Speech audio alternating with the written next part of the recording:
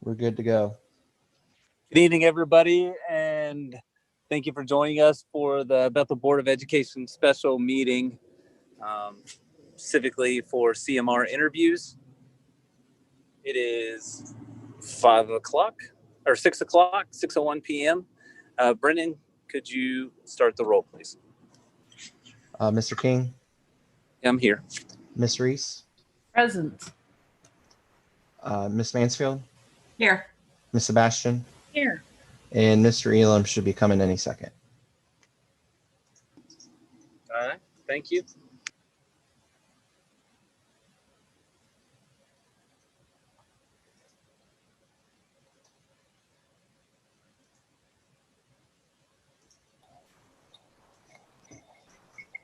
Okay, at this time we'll begin the CMR process for the construction manager at risk interviews.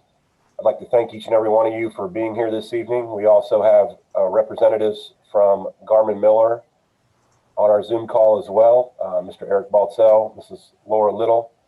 I would also like to thank everyone for their patience and flexibility as we've encountered some challenging times here at Bethel Local Schools.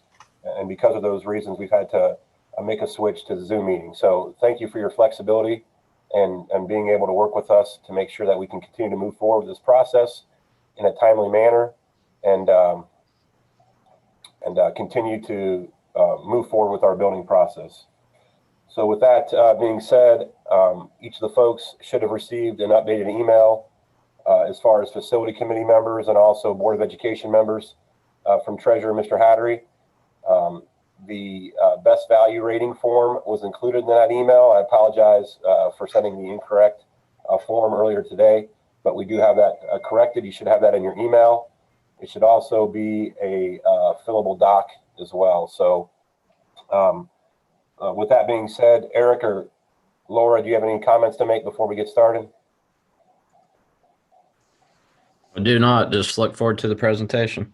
Okay. Same here.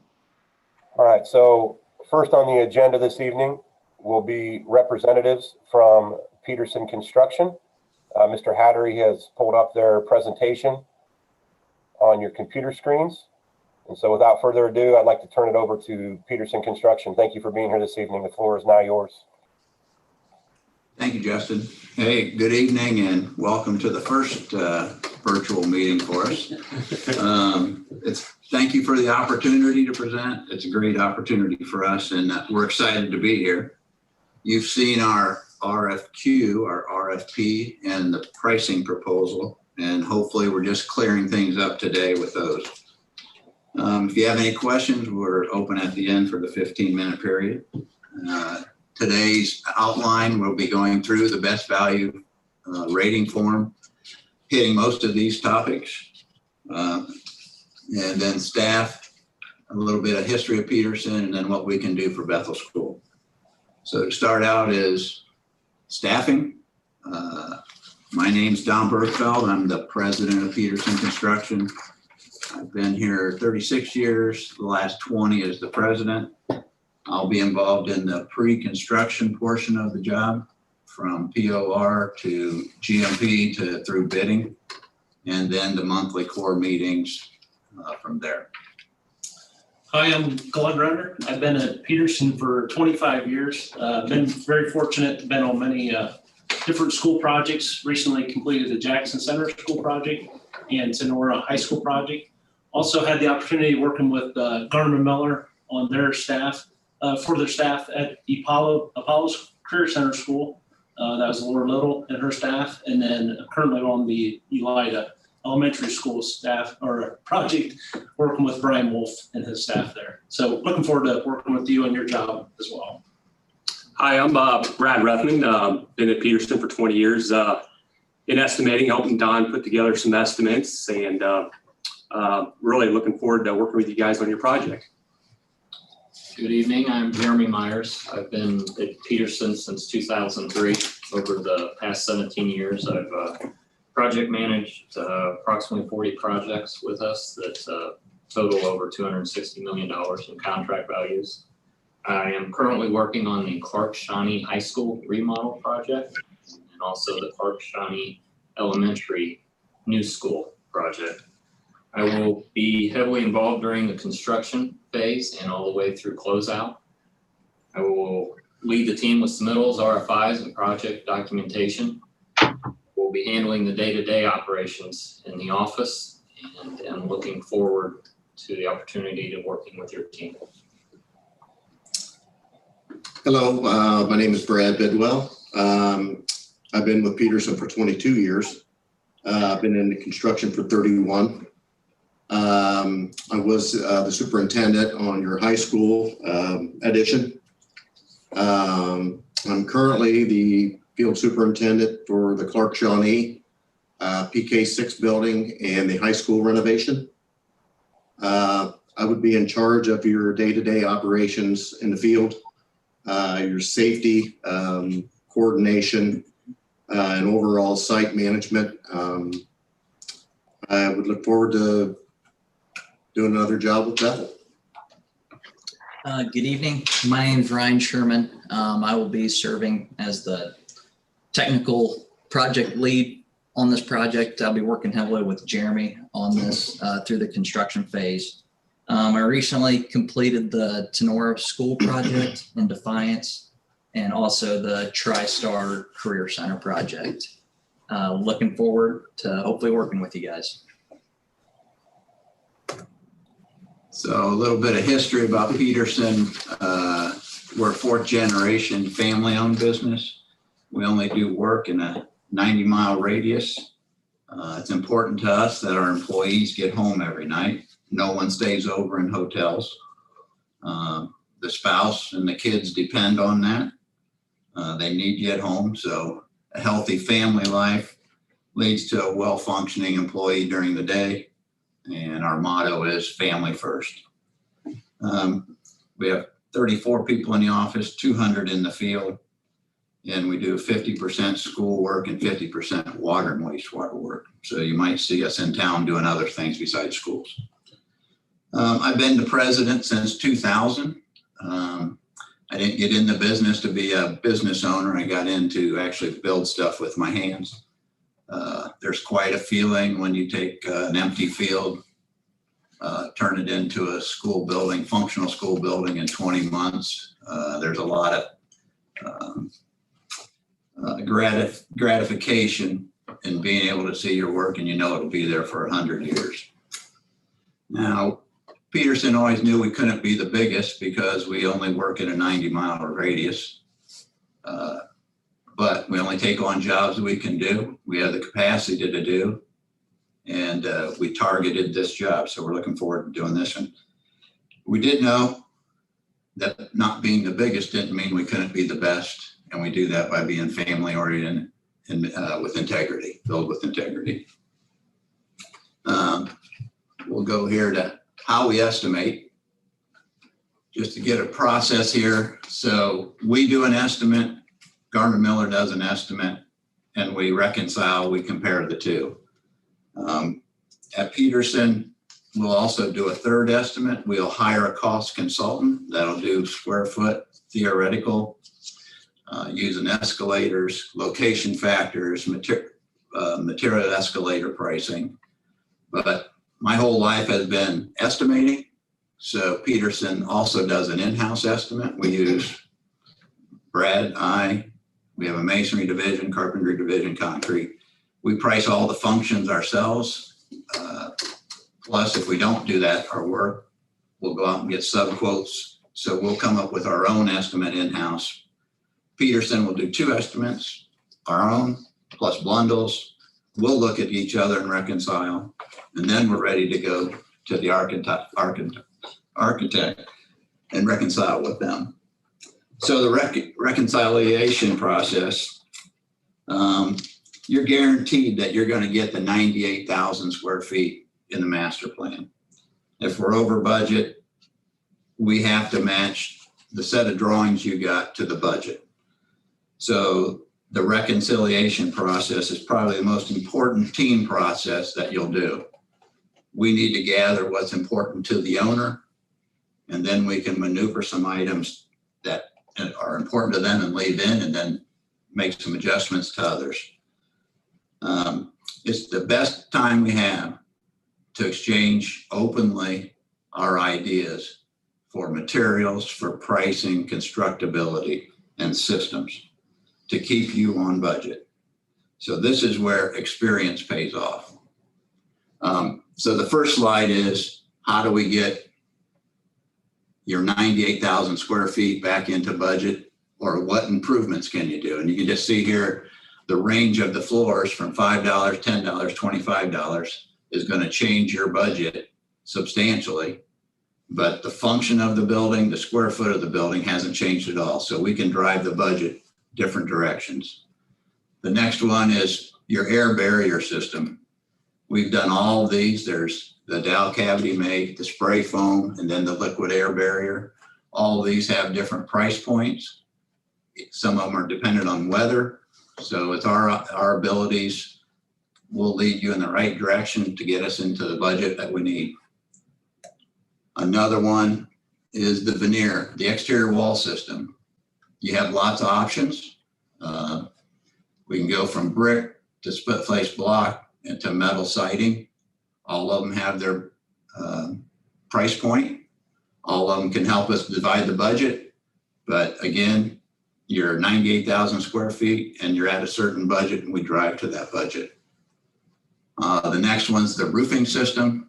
Again, there's a large variation, shingles to low slope membrane to metal roofing.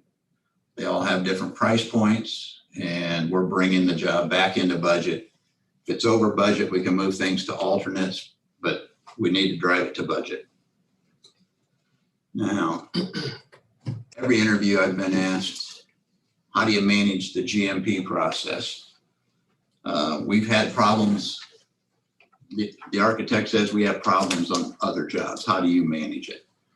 So I'm not sure what other people are doing.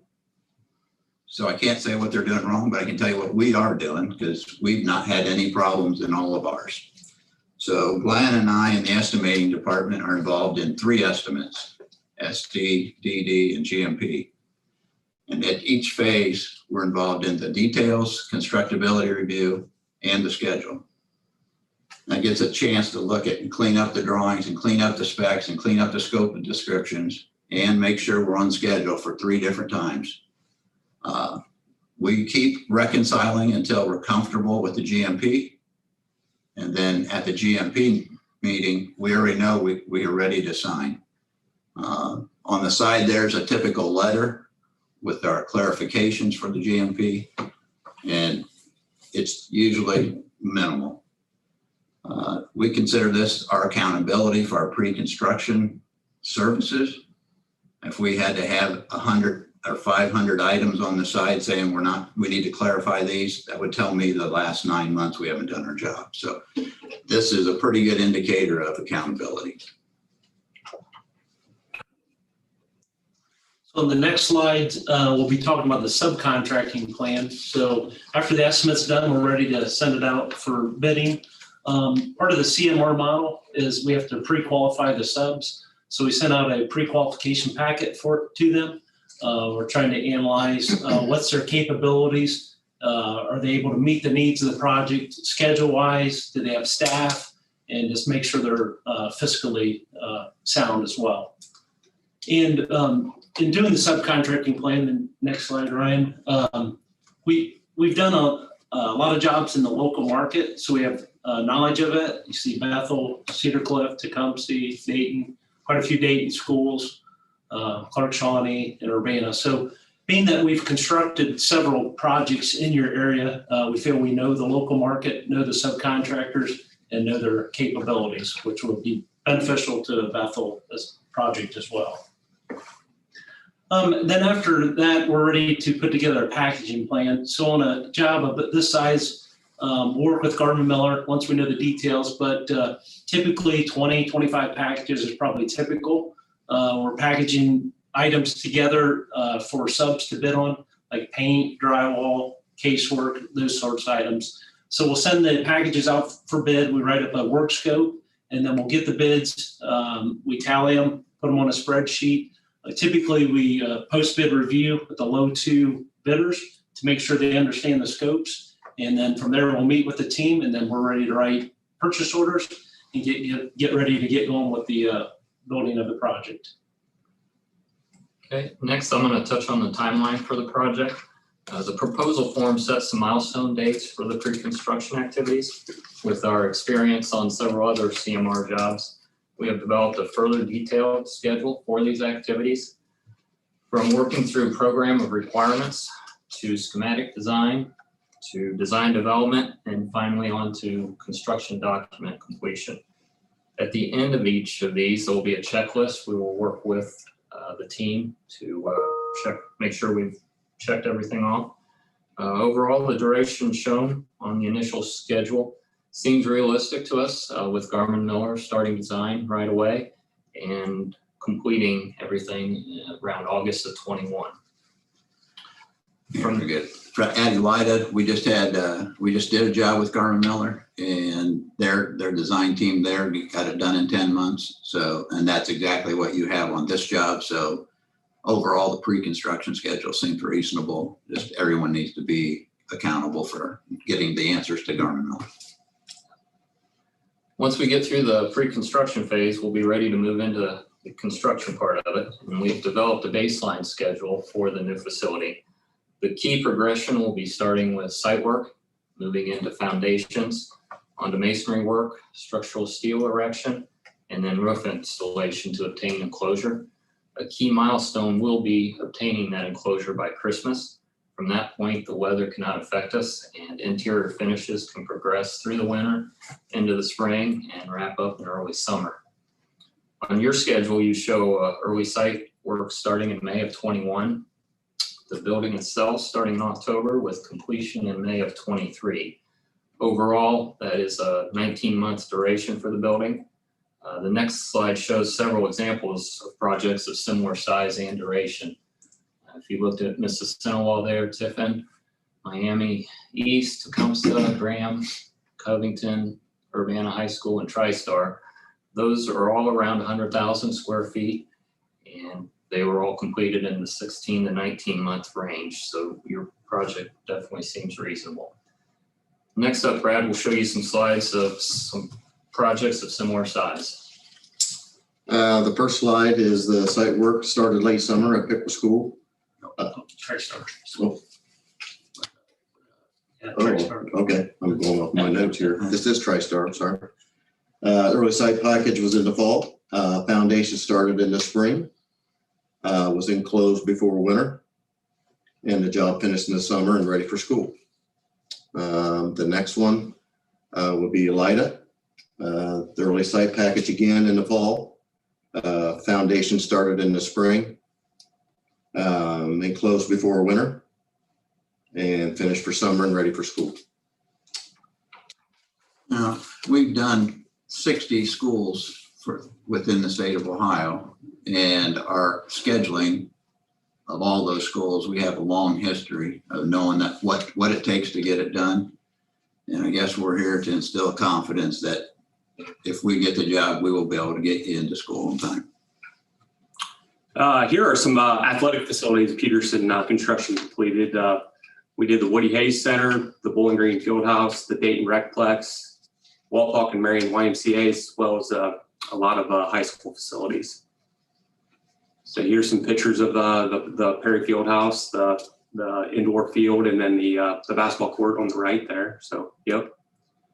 And then this is the Woody Hayes Center, home of the Buckeyes. And an interior view of the field. Next up, we would like to review some value-added suggestions. The first of these would be to utilize drone photos. Peterson as a company has been using a drone for the last 5 years to photo document all of our projects.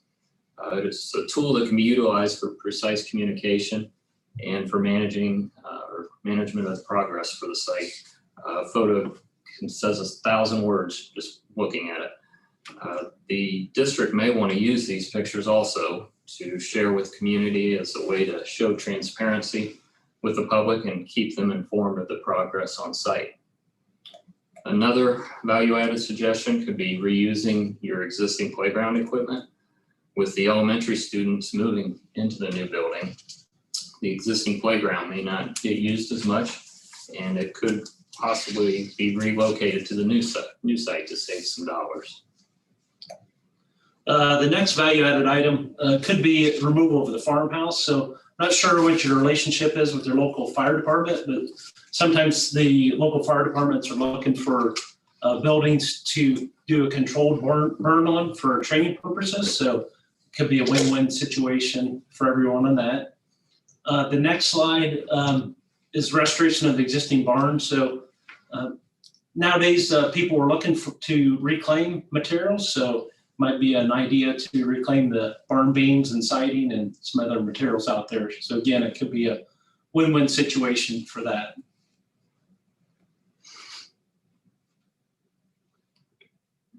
Next, site logistics. Brad's going to explain that.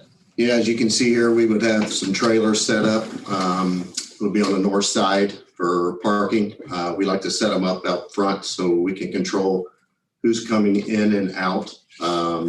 Also, there will be a construction fence that would maintain the traffic as well for people that would be driving by. We would have a drive that would be installed clear around the building for easy access. Something else we like to do is to try to maintain your traffic while people are coming in and out, buses and things like that. So if we have easy access, we don't interfere with that.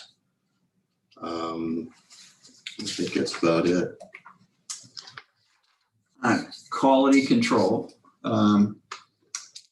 We do our own masonry, and Greg Sherman heads that up for us. Greg's been the president of the Masonry Contractors Association of Dayton for the last 15 years. He's been the president of the Ohio Masonry Association in the last 3 years, and he's been a state chairman for the Association of America also. We've done numerous projects and won numerous awards within our masonry division, and we're very fortunate to have the people and the quality to get that done. The last section on your grading chart is item 10, unique challenges. One unique challenge we see is maintaining safety while working around an existing campus. Peterson will strategically plan activities so there is little to no interruption to the existing school operations. We too will look at our planned workday schedules to find an optimum start time and end time to help promote safety. Another unique challenge is student involvement. It is our goal to keep the students and staff engaged in the project to generate community excitement and transparency with the public.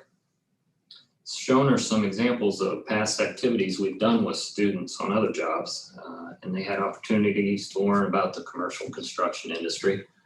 Some photos you see there are kids learning to lay masonry units. They're also visiting a steel fabrication shop, laying some carpet tiles, and then also learning about foundation installation. The excitement these created for the community was amazing. Another unique challenge is to plan for the future growth of the district. Peterson will assist the design team to review options for this. At ELIDA, the team planned for a second-story addition, and we actually were able to implement this addition with bid day savings dollars. It is also important to review the site drawings and pencil in future additions up front so the utilities are not installed in these areas and have to be rerouted in the future. Another unique challenge is the land review. So we looked at some historical aerial photos of the farm ground. Seen on the left, there's the photo from 2014. In 2015, we noticed that a good section of the farm ground was used as basically a borrow pit for soils to build the new high school project. And then the photo on the right is 2016, looks like the footing spoils, plumbing spoils were brought back over to that area. So it's not a problem, but we just need to review that with Garmer Miller and the design team. If there's a new structure that gets built there, We just need to review that and make sure the soils are remediated to support the new building or facility in that area. The next slide shows our approach to working with the architect and owner. So Peterson has a history of working with Garmin Miller. Seen on the slide is 5 different school projects we worked on. We're currently on the Elida School project. New Knoxville, we completed that one. Parkway, Cedar Clough, and Apollo. And we'd like to duplicate our experiences with Garmin Miller on this project as well. The next slide is for accuracy and accountability. So going back to what Don said at the beginning, when we do the pre-construction well, the estimates come in good. We do our subcontracting plan well. We go out and get bids. We analyze the bids. We write good purchase orders, and then we manage it all the way through. We're seeing good results on our end. So on almost all of our jobs, actually all of our jobs, we're in the 85 to 90% return of CMR contingencies. And what that means is we have not used those contingencies during the project, and we return them basically back to the owner. And so you guys can use them and do some upgrades or add some features to your project later on in the project. The next side's communication. So communication is a big part of all these projects. We'll work with the design team and really the team in general to communicate with the public, but we do feel like there should be one main point of contact. Needs to go through the owner or the owner's website. So at the Elida site, we worked with Garmin Miller really well. We've taken drone photos for them. We also provided schedule updates. And then together, we come up with weekly progress reports and issues those out to the public. So it's going really well at Elida. So why Peterson? Number one, staffing. We have our best people on it. Everyone in here has 20 years experience. We have 34 in the office, and they're all available to perform on this job. We have knowledge. We have workable ideas. Hopefully you could see a couple of those tonight. And we're always thinking of ways to better or improve upon what we can give to Bethel School. We're always looking out for your best interest. Past performance, we showed you probably 10 jobs where we have got done in 18 or 19 months. Hopefully that instilled confidence from our history that you will get the job done on time in May of 23.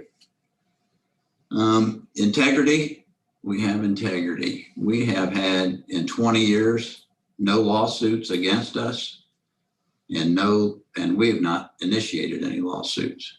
So we do quality work. We try to keep a low profile, keep out of the paper, and we let our performance speak for itself. And then we have a desire to work here at Bethel School. We targeted this job for its location and for the availability of our manpower. And now that we met your team, it's because we want to work with good people. Your job, good luck to you. It's not the paperwork or any special forms that we use that's going to set us apart. It's always the people. I suggest you call around. It's hard to get a good feel from video conference on personalities and what can happen here, but I suggest you call around and do your own homework, and good luck making this tough decision.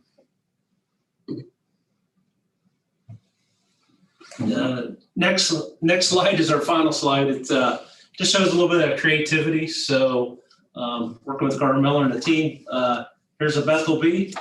We think your building, we could lay out an academic wing there and there, put the office area out front, a few sidewalks leading out to a couple flagpoles, and then the back could be the cafeteria, gym, and media center.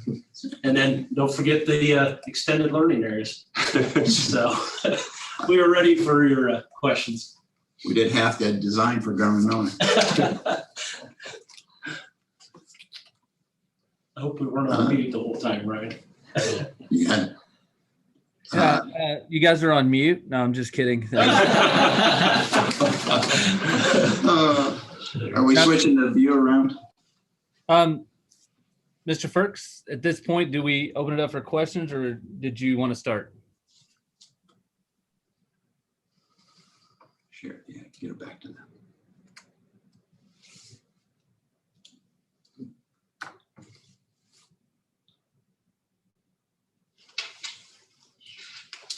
All right, well, I'll go ahead and get started.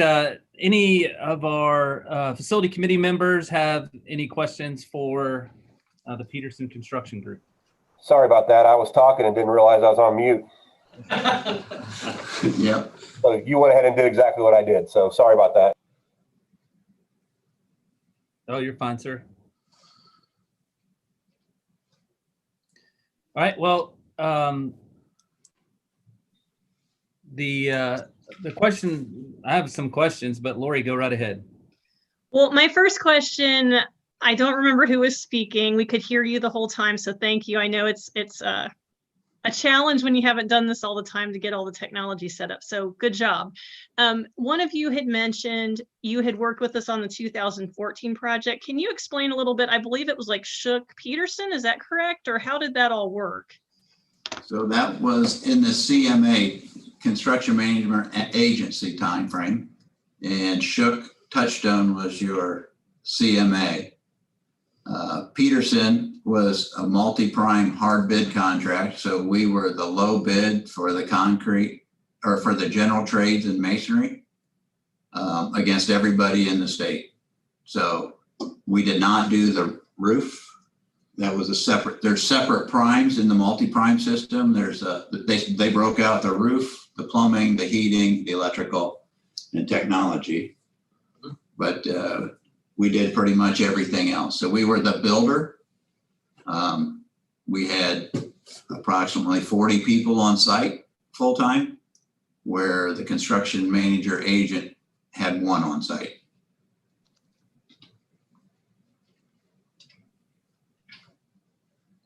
Now, we never got to talk to the owner on that job. We responded to the CMA, and then the CMA met with the core team of the owner, the architect, and them. And I'm not sure what was said at that time. Thank you for clarifying. I wasn't sure what the relationship was, and I wanted to make sure I understood, because that's helpful. Thank you. Okay. Is CMA the same as CMR? No. So in 2000, the Ohio School Facility Commission was created, and school construction exploded, and they are spending $2 billion a year in school construction. And they had a couple rules. One was if you took state money, you had to hire a CMA, construction manager agent. They were giving that work away at 6% to those guys. Also, if you're a CMA, you are not allowed to be a builder. So if you're a CMA at Belmont or in Dayton, you could not do a school anywhere else in the state and be the general contractor. So Peterson had to make a decision, do we want to be a CMA or a general contractor? And we decided to be a general contractor. Now, that was, I'll let it go at that. In 2012, they changed, the legislation changed, and public entities could use the CMR process.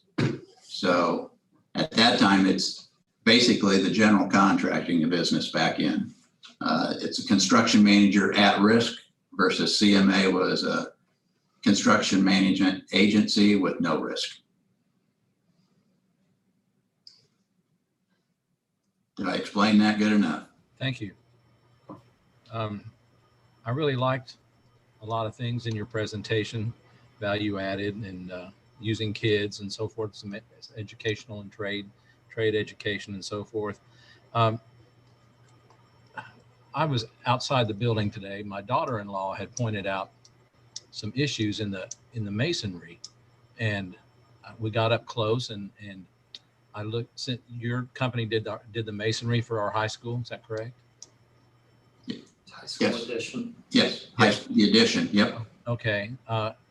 In the bottom course of the bricks, notice that about every 2 bricks or so, there are what appear to be holes. I assume those are weep holes.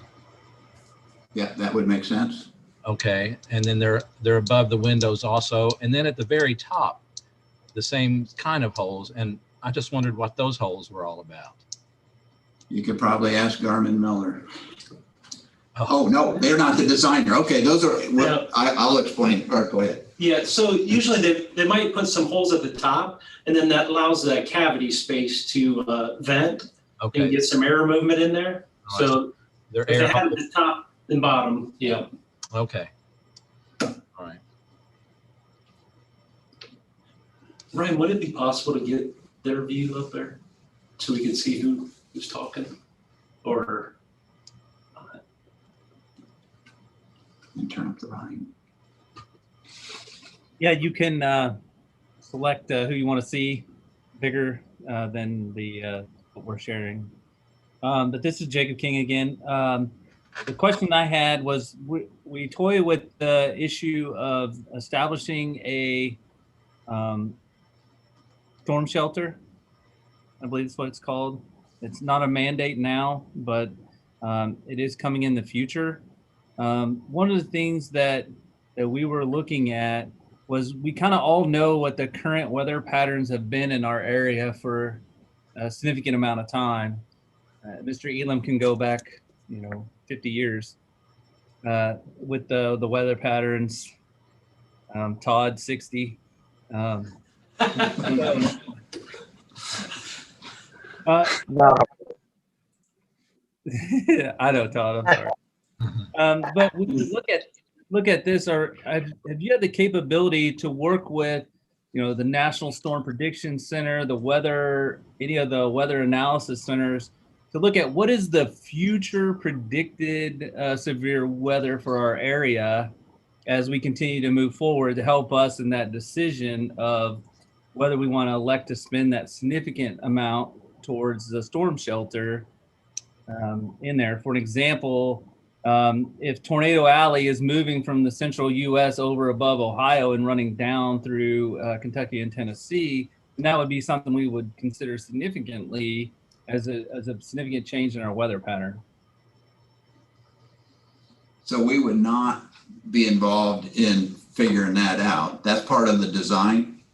Garmin Miller would do that, and we would review that with them and give them constructability reviews of how to build that storm shelter. But if it's required or not required, that would be between you and Garmin Miller. Okay. Okay, thank you. That was my question. Okay. This is Justin Firk, Superintendent of Schools. If you were awarded the contract for this job, how many other jobs would you have going on concurrently with this one? So I guess the question would be, how do you feel as far as being able to manage multiple projects if you would have multiple going on at once? From 2000 to 2009, we did 5 schools at a time when we were hard bid and fully at risk. Currently, we have no jobs in the pre-construction phase. So we are looking for jobs that start now, would be in design till next fall, and start construction in. So you have the perfect job that fits us. We have 2 jobs that are in this same boat right now, that the site's done and the foundations are built and they're ready to start coming up with masonry. And in fall of next year, those jobs, the masonry would be totally done. So we have the capacity, and we have, right now you're looking for pre-construction services, and we have nothing in our office for that. Okay, thank you very much. I appreciate it. Yep. Hey, this is Todd Bird. I'm the maintenance manager at the school, and just had a couple questions. Do you guys know what the square footage was for the high school edition? You guys kind of remember what that square footage was?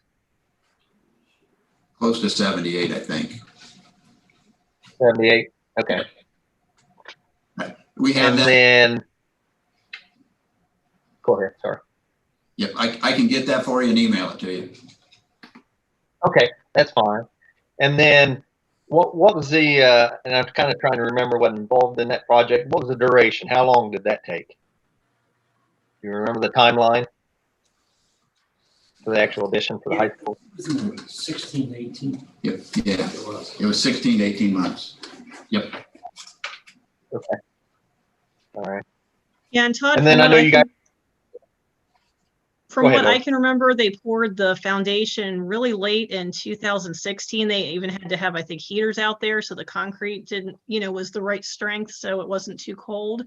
And then I can remember when Peterson came, I don't know how many people you said, but I was amazed how many people were working at once when you built the walls, literally. I mean, in the bricks and stuff. It was an amazing feat. And so I can remember it took a couple months, I think. Oh, for the masonry would take a 9-month duration. Yep, lots of bodies to do masonry. That is the key to school construction. I think you meant the block, right? Right, Lori? Yes, Danny, sorry. Did you do that too? Did you do the block, or that was a separate subcontractor? Yes, that's part of the masonry package, the brick and the block. Yep. Which we did. We did ourselves. Yeah, okay. Hey, and then I was kind of also curious. I know you guys had talked about on another project. Was the high school, when it was built, were the footers, was it set up to where if you wanted to add a second floor to that, was it set up that way or not? Where you could actually add on top of? I know you talked about that in another project. I didn't know if that's the way that was done with the addition with the high school or not.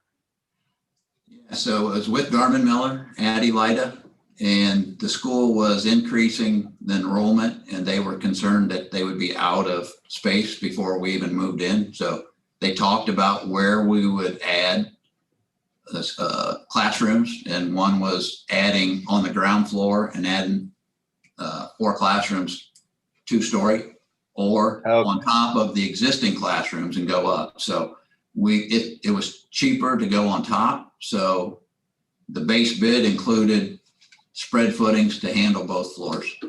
And that was right. Elida School. That was Elida School. Yep, with Garmin. But when Bethel did the high school, they didn't do that. Option wasn't chosen with the wider footings, and I guess that was. I'm just curious. The high school when it was added on. I don't think we would know that answer. Right. Yeah. Okay. Yeah. So Appreciate it. Sorry, Todd. It's all right. It's Julie. I just wanted to ask, I'm sorry, I don't fully understand the relationship that you had with Shook on the building of the high school extension. Are you saying they kind of hired you to do that work? We have no relationship with Shook on that job. Shook was the construction manager agent, and they were hired by the state of Ohio to watch the job for you. You did not hire them. We were hard bid against everybody in the state as a multi-prime, and we were the low bidder on the general trades and the masonry. So we built it. They watched us. Okay. Yeah, I guess I'm a little confused because I wasn't aware we had a CMA. We didn't take money from the state on that project. Yeah. So I don't think they did. I guess that's why I'm lost. Yep. Don't know. Still chose to go with the CMA. construction manager. Yeah. So. That was a system from 2000 to 2012 or 13 that was the popular way to go because you could not do CMR. Okay, gotcha. No one has done CMA since. Okay. And then I have another question for you. You showed a slide where you had 5 schools. Were those all elementary? Like, what's your experience with elementary schools?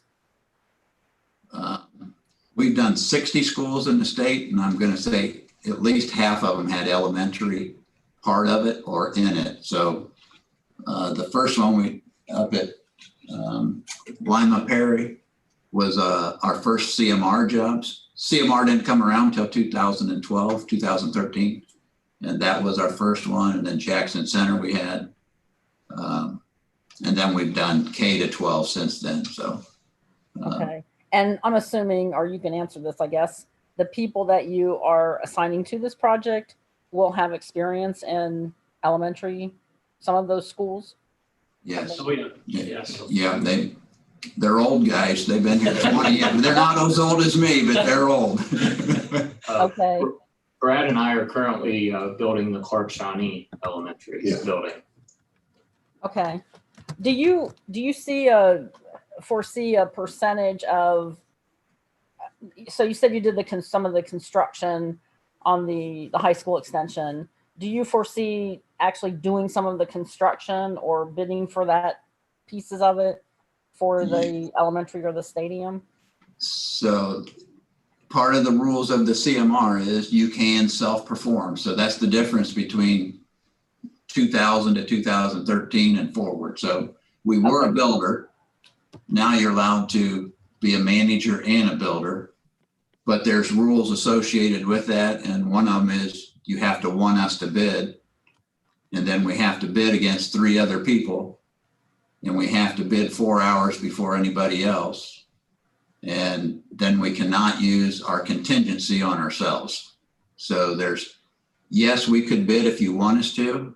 Yes, we would love to do that. But you don't have to allow us to. Okay, gotcha. That's a good answer. And then how about expertise or experience with OFCC? I don't even know if that's a relevant question because I'm not entirely clear what the CMR does. So we do have a lot of relationship with the OFCC. We worked with a lot of their staff. Now, you guys are doing a ELP project, so you won't have as much involvement with them. But I think Valerie is your agent from the OFCC, and we've done several projects with her as well. Okay. And then one last question. How do you feel about community involvement, open collaboration, and transparency in general? That would be our goal.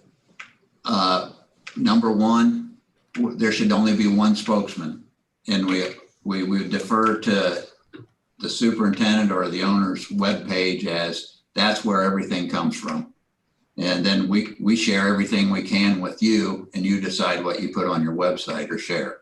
So we'll share photos, we'll share the schedules, the change orders. It's all open book, and we have no concerns with transparency. We loved it that way. Okay, thank you. Did the CMA add additional cost to our previous project? Yes, 6%. Thank you. Mr. King, would you like to ask your question that you had last night concerning donated services?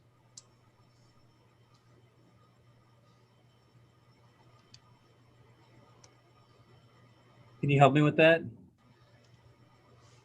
You asked about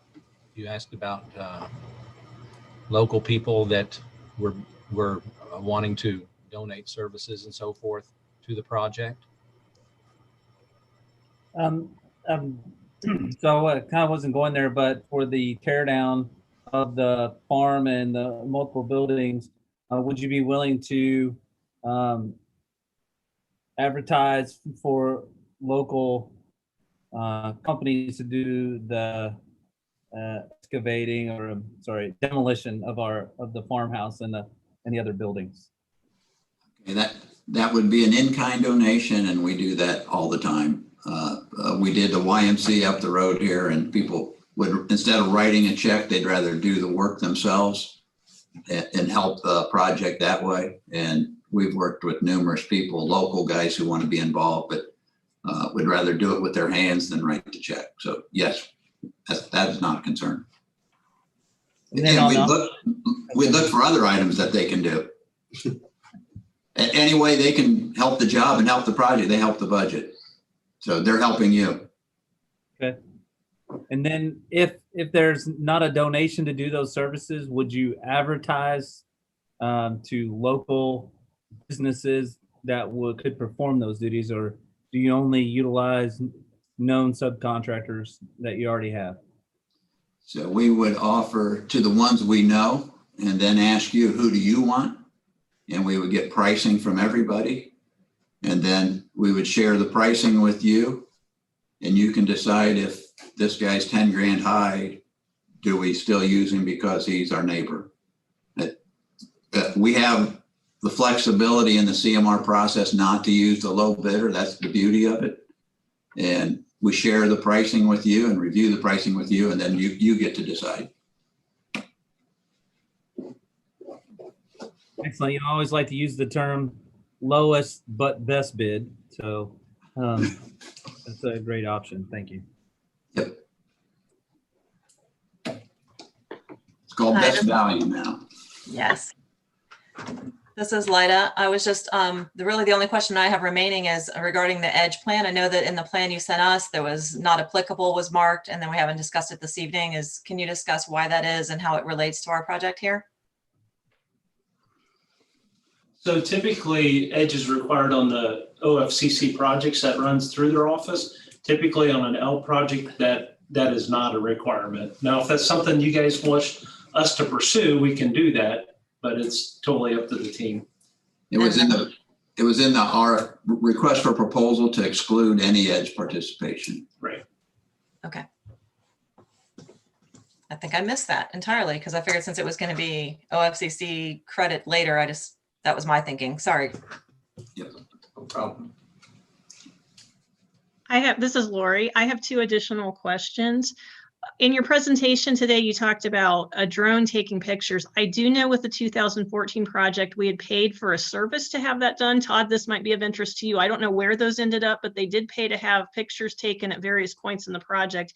Can we do something similar? And well, I don't know where the industry is right now. Yeah, we do that on all jobs anymore. Before drones, we used to take the planes and turn them on their side and everyone got sick. So the drone was a great thing for us. And yes, we own quite a few drones and we take pictures weekly or monthly, whatever you'd like, and they become your property. Great, thank you. We do not let Don run the drone though. My thumbs don't work. And then my second question is more of you covered this somewhat, but I know you only bid projects within 90 miles, but you are about 50 or 60 miles from us. Will that be an issue for you? Because you're going to be spending a lot of time at our campus, and I just want you to address that a little bit more. So the construction industry is not I'm 5 minutes from home every day. The industry is you're going to drive to work and the job is changing every day or every hopefully 6 months. You're going somewhere. You're not staying home. So that's why the 90 miles that's the limit that someone should have, that I think someone should go. 60 minutes is well within the range. Yes, that would be normal for us, that everyone in the business expects to go an hour. And we do have crews down in the Dayton area. So not everybody's driving from Wapakoneta. Yes, yep. Okay, thank you. That's more what I was asking, because it looked like you went even farther south into Dayton than we were, which would be another 30 minutes. So I appreciate that answer. Thank you very much. Yeah. We have superintendents that live in Dayton or Columbus, Lima to Toledo, and they have their own crews. Yep.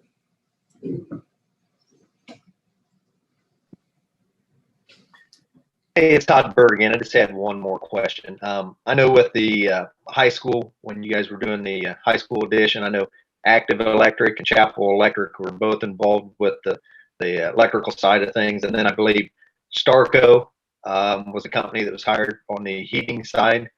You guys kind of remember on the plumbing side who that contractor was that used on the plumbing for the high school? So all those contractors would be a separate prime contractor and really weren't even contracted through us. Oh, okay. So I think Starco did the plumbing and mechanical work on that project. Yeah, Starco did, yeah. Okay. All right. Just curious. Yep. Appreciate it. Yep. We did not select them. They were hard bid against everybody, and they were the low bid. Okay. Thank you.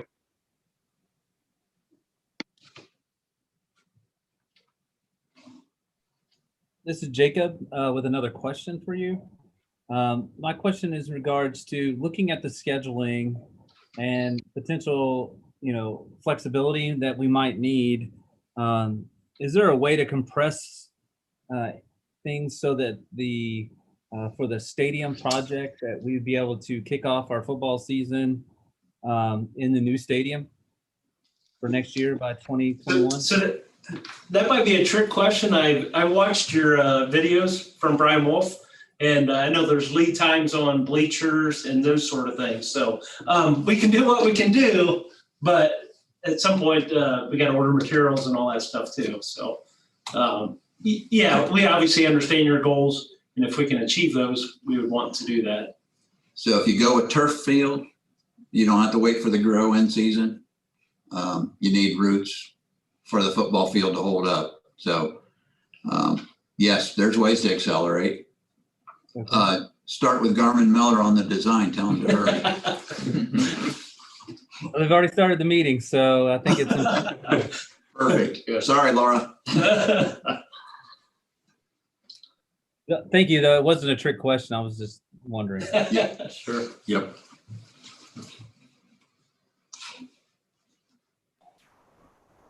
We are down to about 3 more minutes. Does anybody else have any other questions for Peterson?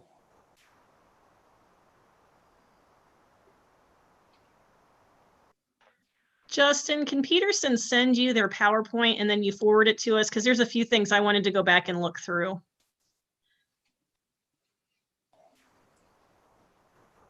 Do you guys have any objections to emailing me your PowerPoint?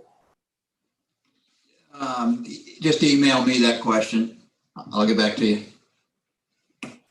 Okay, that sounds good.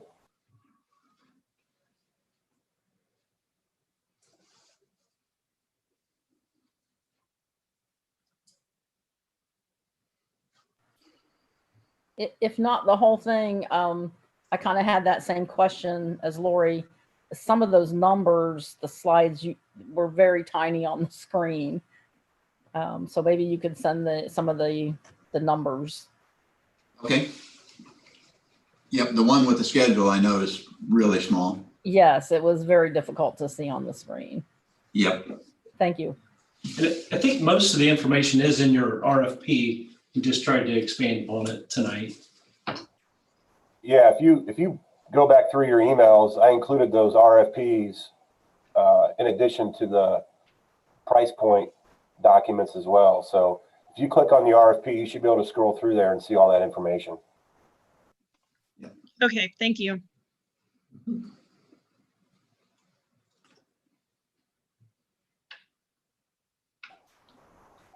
Well, without any further questions, on behalf of the Bethel Local Schools Board of Education and also our Facilities Committee, I would like to thank Peterson Construction for their time this evening.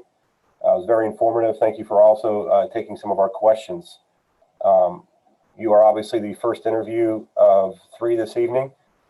We have 2 more following, and obviously we'll continue to have discussions amongst our group, and we would anticipate or hope to have a direction or a decision made very, very soon. So either way, we'll be in contact with all parties, letting them know what the next steps are as far as the direction the school district's going to go in. Justin, we appreciate the opportunity. It's hard to get personalities here when you're Zooming, but a big part of the job is the people. So good luck making your decision. We appreciate the opportunity. Yeah, thank you very much. Once again, we apologize for the Zoom, but obviously some challenges we're going through. So we appreciate you guys being flexible, and at least now you can put that on your resume of having your first Zoom CMR interview. Okay. Thank you very much. Right, thank you. Have a great evening. All right, you too. Take care. Thanks. Bye.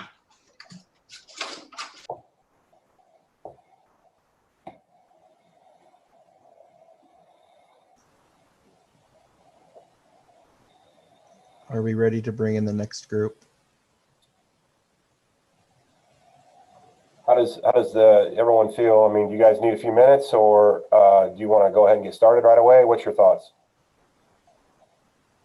I would like 5 minutes just to review my numbers, and then we can, or maybe even 2 would be enough. I've got most of them written down. Okay. Hey, Justin, this is Jacob. One of the things that I'm trying to understand as I look at the numbers and the grading criteria, how do we validate the 0 to 10 with regards to the answers, the presentation, and the RFP? So, how do we establish that static baseline of this is the top number and this is the low end number? Because I don't have a lot of background in this, it's difficult for me to understand what is a really good proposal and information and what is not so good. Or if Garmin Miller can assist in that as well. Yeah, Eric and Laura, do you mind sharing some insight on the scoring rubric?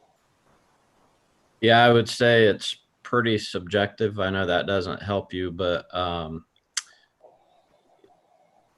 you're probably going to, after you hear the next interview and you've heard all three and you can kind of compare them all, you might be adjusting some numbers, but it's pretty subjective, really. Laura, I don't know if you have any comments on that. Suggestion, write in pencil.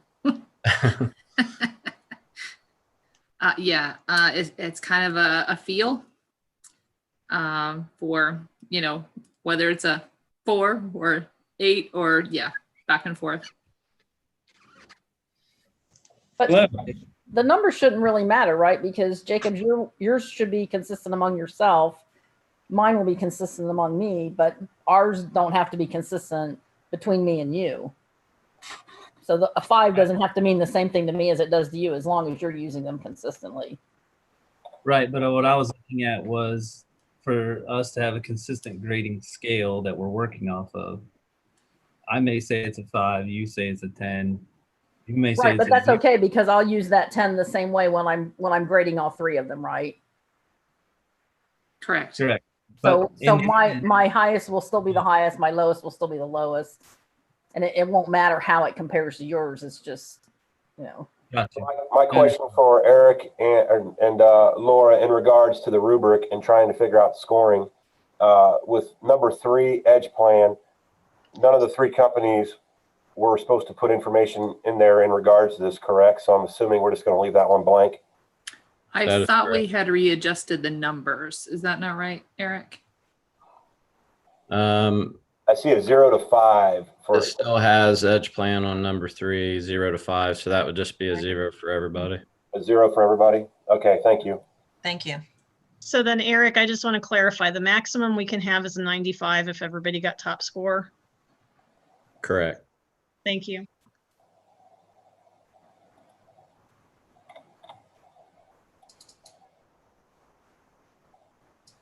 All right, thank you all for that clarification. I'll turn it back over to you, Justin. Okay, thank you. Brennan, have they joined us already? Yes. Okay, great. Let me pull up my participants here. Okay, welcome back to our special Board of Education meeting this evening for the selection or interviews and selection of CMRs for our upcoming K-5 and also stadium project. We just recently completed interview number 1. We are now beginning our second interview for this evening, and I would like to welcome representatives from Shook Construction this evening. Shook Construction will be giving their presentation, and then we'll have time, as we did in our previous meeting, for some question and answers from any of the members of our school board or also facilities committee members. Like we did in the first meeting, once we get to the Q&A, just ask that anybody who has a question, just please state your name so that they kind of have an idea who they're talking to. So without further ado, I'd like to welcome Shook Construction. Thank you for being here this evening. Thanks for having us. Mr. Ferks, I actually have 3 other folks that are trying to use the same link. Is it possible to allow them in, or are you seeing them show up? Mr. Hattery, would you be able to take a look at the invite and be able to include them as well? Currently, there I have Ali Long, Brian Hillman, and Eric Deck.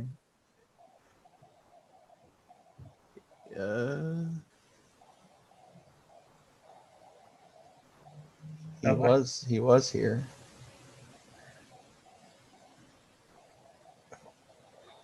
I'm seeing Brian now, and well, Allie is on. just missing Eric. Of the four, who's going to have like the actual presentation? Matt Hilsman will. I'm going to give you a host so you can share your screen. Okay. And do the presentation that way, if that's okay with you. That's fine with me. Yes. I can figure it out. Brendan, I still need to have somebody added in. If you see Eric Dench, Sorry about that. sounds like he's there now. Great. Well, I'm here with Brian. Okay. That'll work.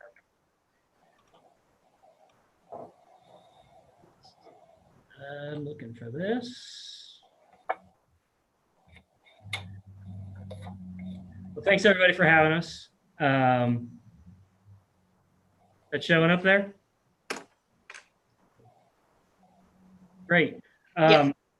So when we started looking at the project, well, I lost it. I apologize. We can see it, Matt.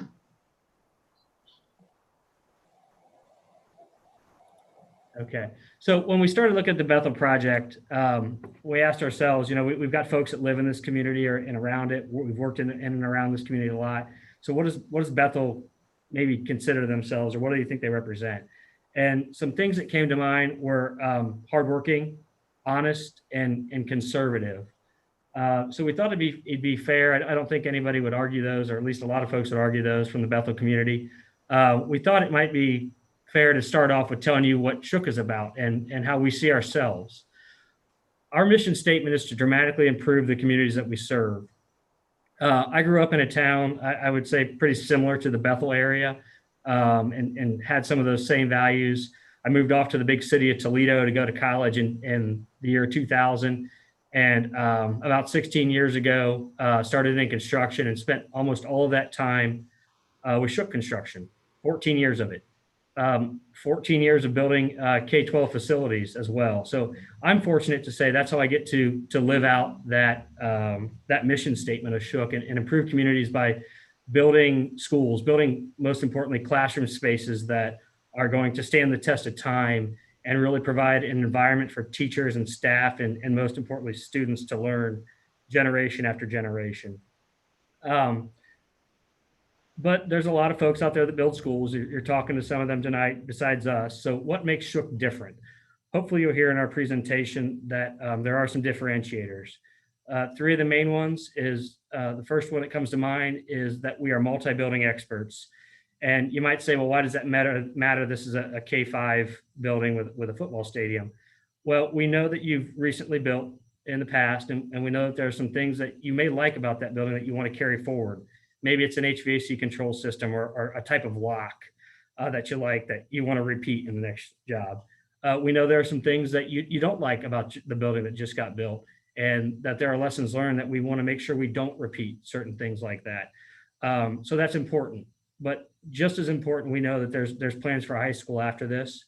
So when we're building the K-5, we don't want to do things that might hurt our chances of being successful at that, or whoever happens to build that.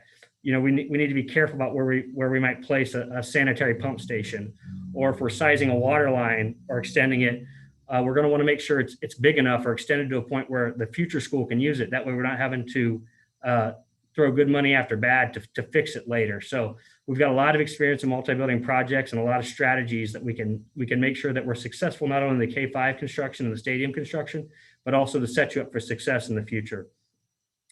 The other thing that differentiates us is we're truly K-12 process experts. We've got a lot of experience in open book pricing. We know that transparency is important, especially with Bethel, and everything is open book. You see all the numbers all the time. We'll talk about that some. We also are experts in the ELP process. It's important from the very start that we do things in a way that track the costs, that we make sure right away from pre-construction, to make sure that we maximize your credit at the end. That's true through the construction and all the way through our closeout process. We need to make sure we do everything right to make sure that ELP credit that you get at the end of the job, that check is as big as it can be, because that's really what we're being paid to do and to watch out for your money for you. The third thing, and I think probably the most important, is our local relationships. Shook's been in the Dayton area for 94 years. Since that time, we have grown to other cities, we've grown to other states, but the Dayton area has always been our home. That means we've got long-standing relationships that with subs, with suppliers that we can bring to bear. And ultimately, our job is to leverage those relationships to get you the best price on bid day for construction, because that's really where the rubber meets the road in those construction costs when it comes to budget. So we know the good quality subcontractors, we have the best relationships with them, and we know we can get the best price by being a true CM. That's what I hope you hear through our presentation today, and that's probably enough of me talking. So I'm going to pass it on to Mr. Dench.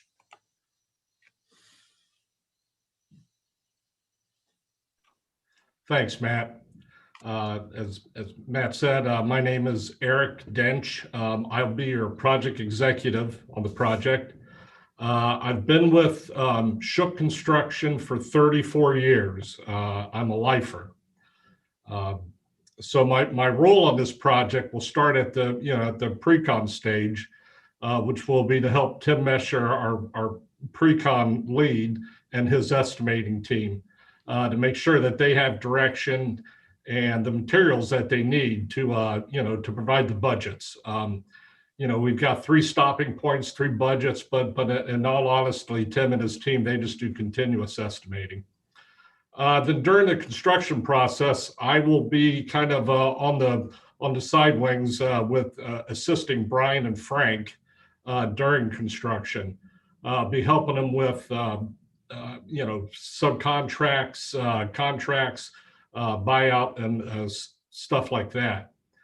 Matt mentioned local. I will say that I'm very excited about this project, the opportunity for this project, because I only live 9.7 miles from the site, just down Route 40 in Vandalia. So, in 34 years, I've never had opportunity to be that close to home. So I'm really looking forward to that. The 571 Grill is one of our favorite places. So it's really looking forward to that. So with that, I'll turn it over to Brian. Thanks, Eric. My name is Brian Holman. I will be the project manager on this job for Shook. I have 24 years of complex construction experience in the Dayton market. I'm going to talk a little bit about my role on the job, and then I'm going to also introduce some of the other members of our team.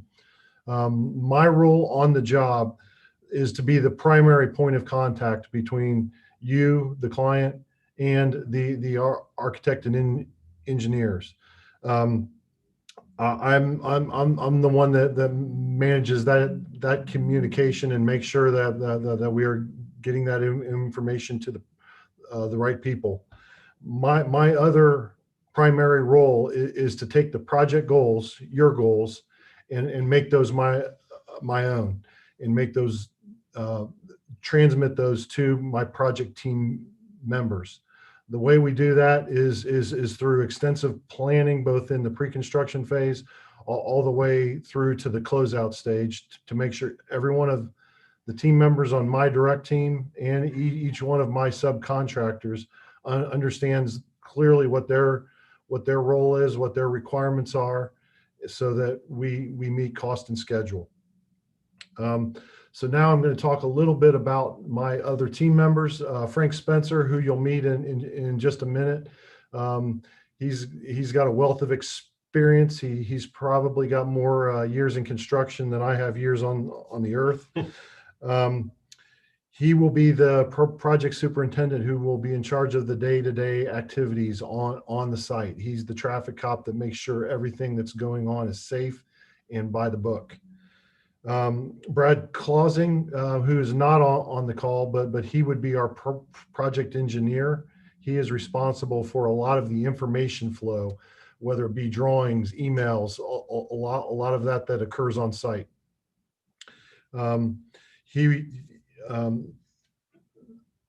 Another person who is on the call, who you'll get to meet in just a moment, is Allie Long. She's our virtual design and construction lead. She plays an important part in the visualization of the construction and pre-construction, and then also leads the coordination phase with our MEP subcontractors. Norman May, who works out of our Dayton office. He's one of our accountants who is very important in managing cost control. I'll speak a little bit more about that here in the following slides. Also, Adrian Daniels. One neat thing that Shook does on each project is does a community outreach, and Adrian's responsible for helping the project teams do that. What that involves is it can be anything from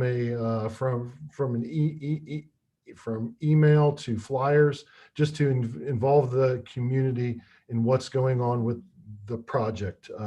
Matt will speak a little bit more about that towards the end of our presentation. Lastly, I would like to speak about Tim Mesher. Tim Mesher is our pre-construction lead. Tim Mesher is another one of our more seasoned employees, but he has the key role of managing our pre-construction, which involves the schematic design budget, the design development budget, all the way through to the GMP. But that's not where his involvement ends. He follows our job through till it's closeout and completion. His role is a big one, and that's why he has a big team behind him.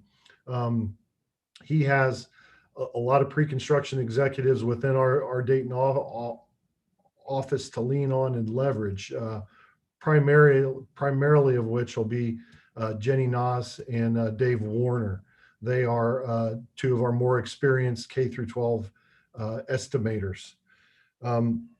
But again, what Tim's role is to make sure that the budgets that we're developing through SD and through DD are accurate and lead us to the best possible price for this project, and also he helps set the plate for the ELP process. We want to make sure that we are tracking costs correctly in the right scopes from pre-construction all the way through closeout, to make sure that we maximize your ELP credit when that occurs in the future.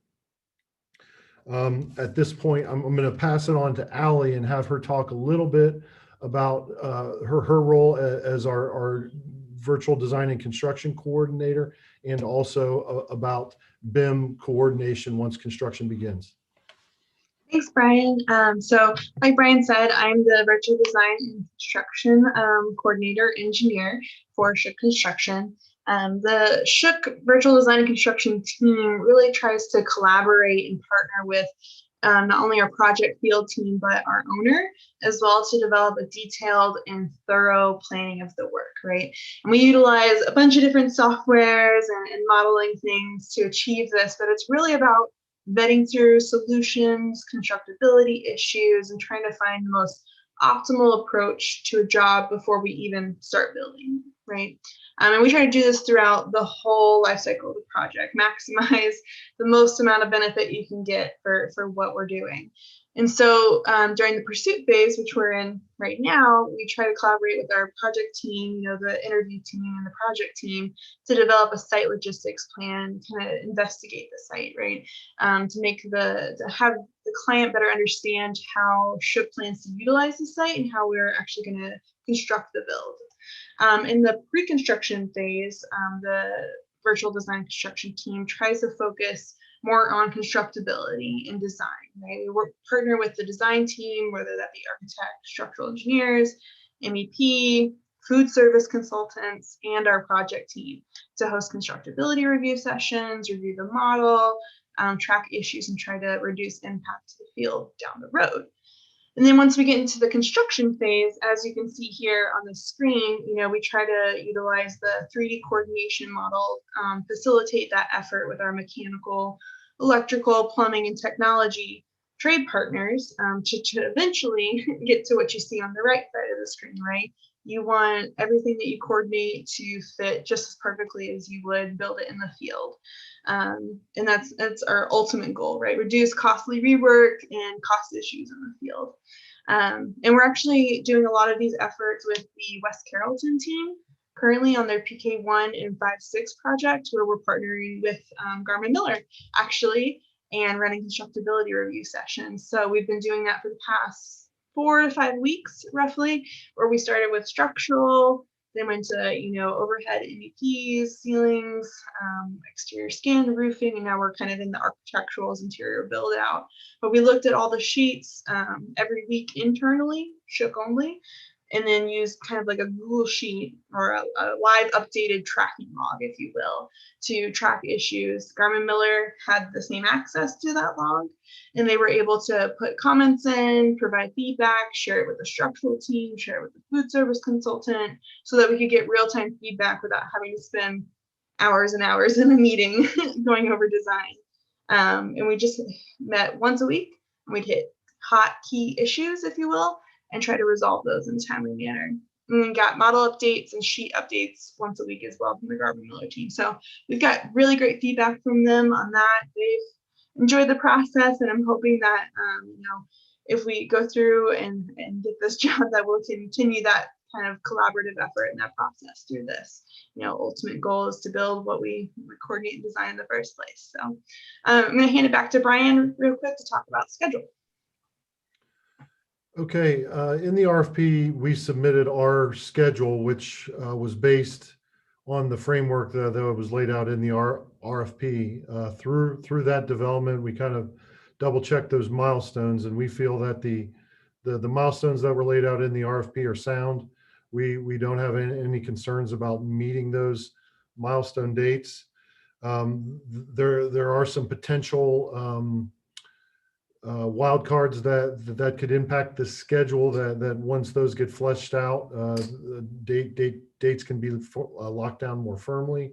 But some of those wild cards might be if there truly is a wetlands on the site, that could be a large concern due to brown bat clear in tree clearing, which is only allowed during a certain point of the year. Another few concerns are if your football field goes turf, I think that the football field schedule could be accelerated. But if your football field is going grass, we would need those two grow cycles for that field to really be usable. And then the last thing being the road widening. If there is truly a road widening required, which I know that study's not been done yet, so that's not a definite one way or the other. But if that is required, we see two nice windows during summer vacation where it would be an ideal spot to place that work. But overall, I think your schedule milestones are sound, and we'd be really open to discussing accelerating certain portions of that schedule.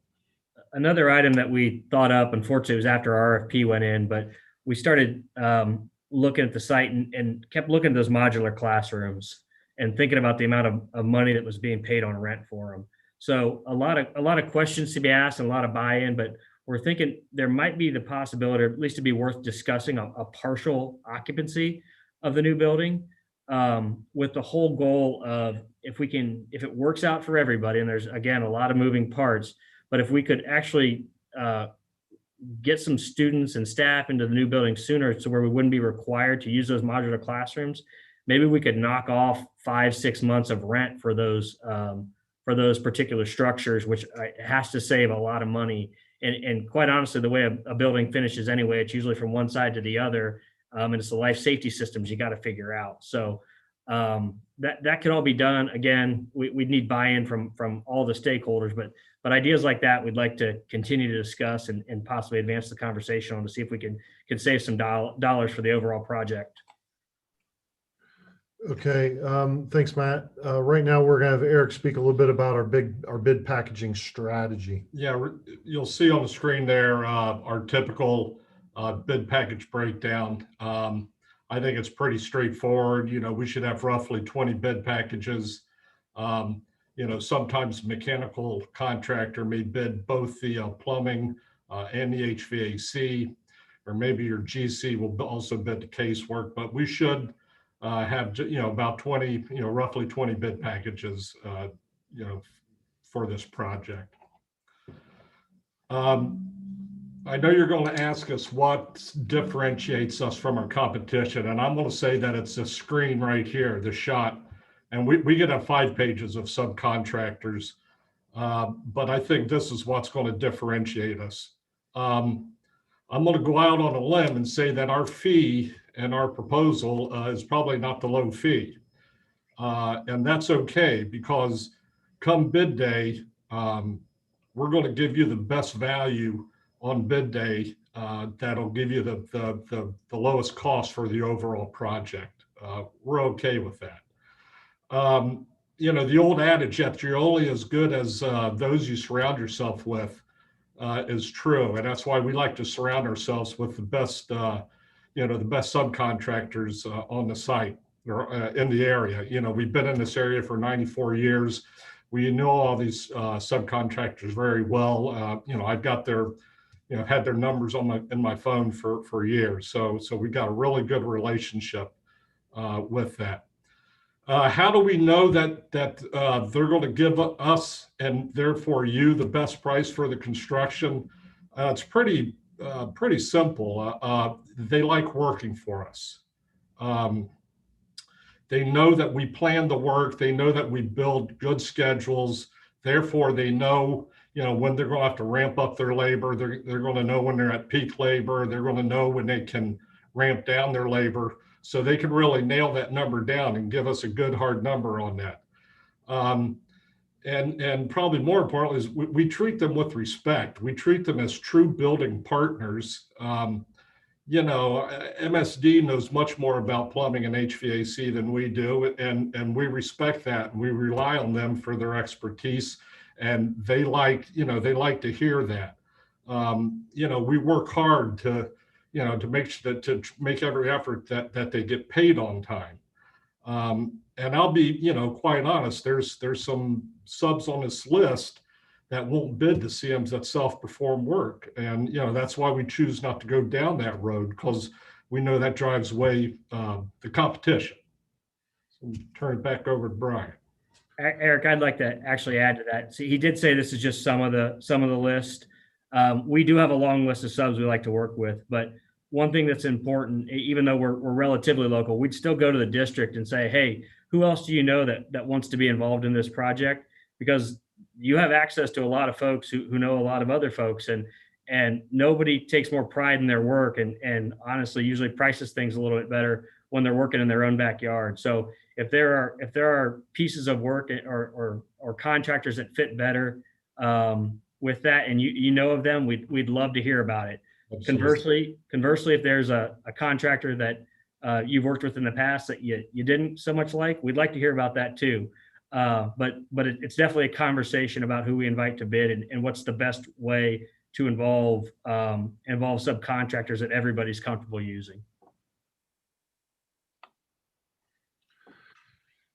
Okay, I'm going to speak a little bit about our reporting, because specifically with CMR and even more specifically with ELP, it's important that we are providing that transparent, timely feedback for your treasurer and just for the project in general. We have through the amount of K through 12 work that Shook does, we have a lot of process experts in-house who are well-versed on the procedures that are required, both in ELP and just in normal OFCC work.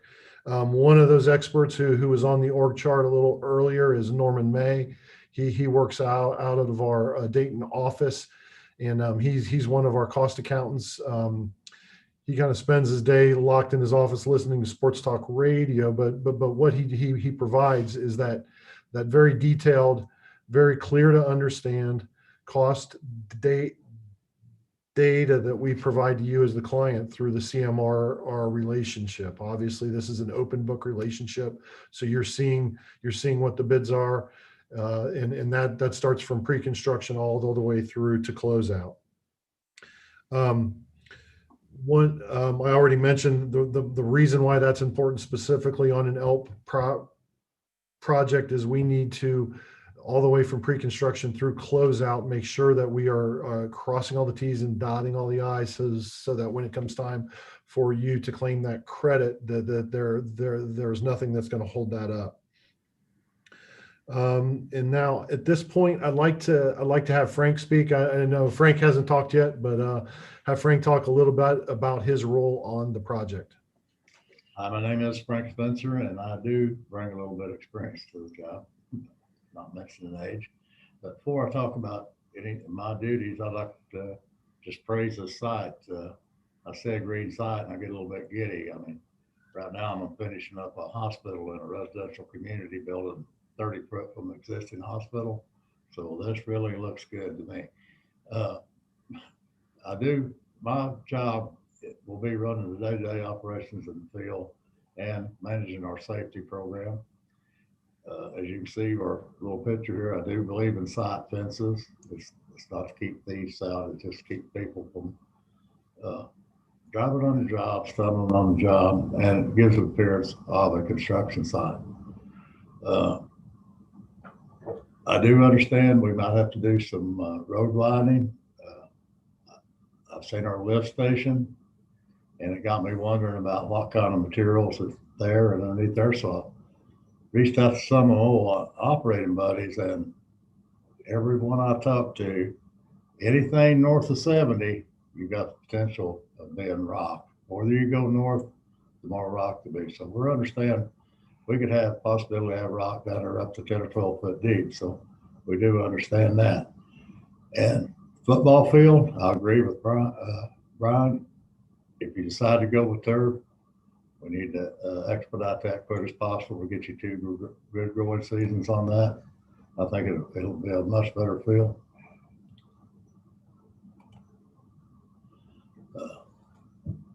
Another part of my job will be quality control, along with Brian. We do that in the way of mock-ups, first work inspections. You can see the little picture on the right. You know, you got your block, you got your damp proofing, your through-wall flashing, insulation, and your finished product. That gives us a chance to make sure that our contractors have got in their head that, hey, we're going to build this right. We got to have the right material. And let's just check, see that the material there is spec'd and what we want. And it just makes for a better job. If you start out right beginning with, your job usually carries through with the right stuff. Yeah, and just to add on what Frank's talking about, this is Allie again with Virtual Construction. The virtual construction team will also help people like Frank and Brian partner with them in the field and our trade partners to really go deep dive into virtual mock-ups before we even get out into the field. So going deep dive into the details, understanding exactly what we're building, what materials we may need, and the whole expectation, whether it be a full exterior skin, through wall flashing, rebar, whatever kind of mock-up that we may be doing. So it's just another tool in our tool belt that we try to utilize best to do the mock-ups and the job done right the first time. So. And we do try to look at them as tools, mock-ups, first work inspections. Honestly, they're just tools that set expectations. It's very easy to hold somebody accountable when they know what you want the first time. It's very easy to get it right the first time when you show somebody exactly what's acceptable and what isn't. So that's all they are. It's just tools to make sure quality gets done.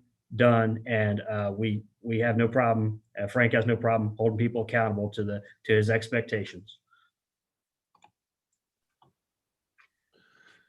Okay, and one of our last slides here is about student engagement. One thing that building on a school campus gives us is a great opportunity to share the construction process with the students at the school. One thing that I truly love is engaging the young kids and to show them what goes into construction, because most of the time they're riding by on the bus and they never really truly get to see what's going on out on that construction site.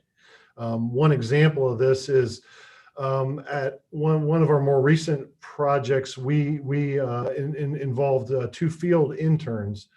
These were kids from the construction technologies class that we hired to be field interns. That meant they would spend 2 weeks on the site and then 2 weeks back in school.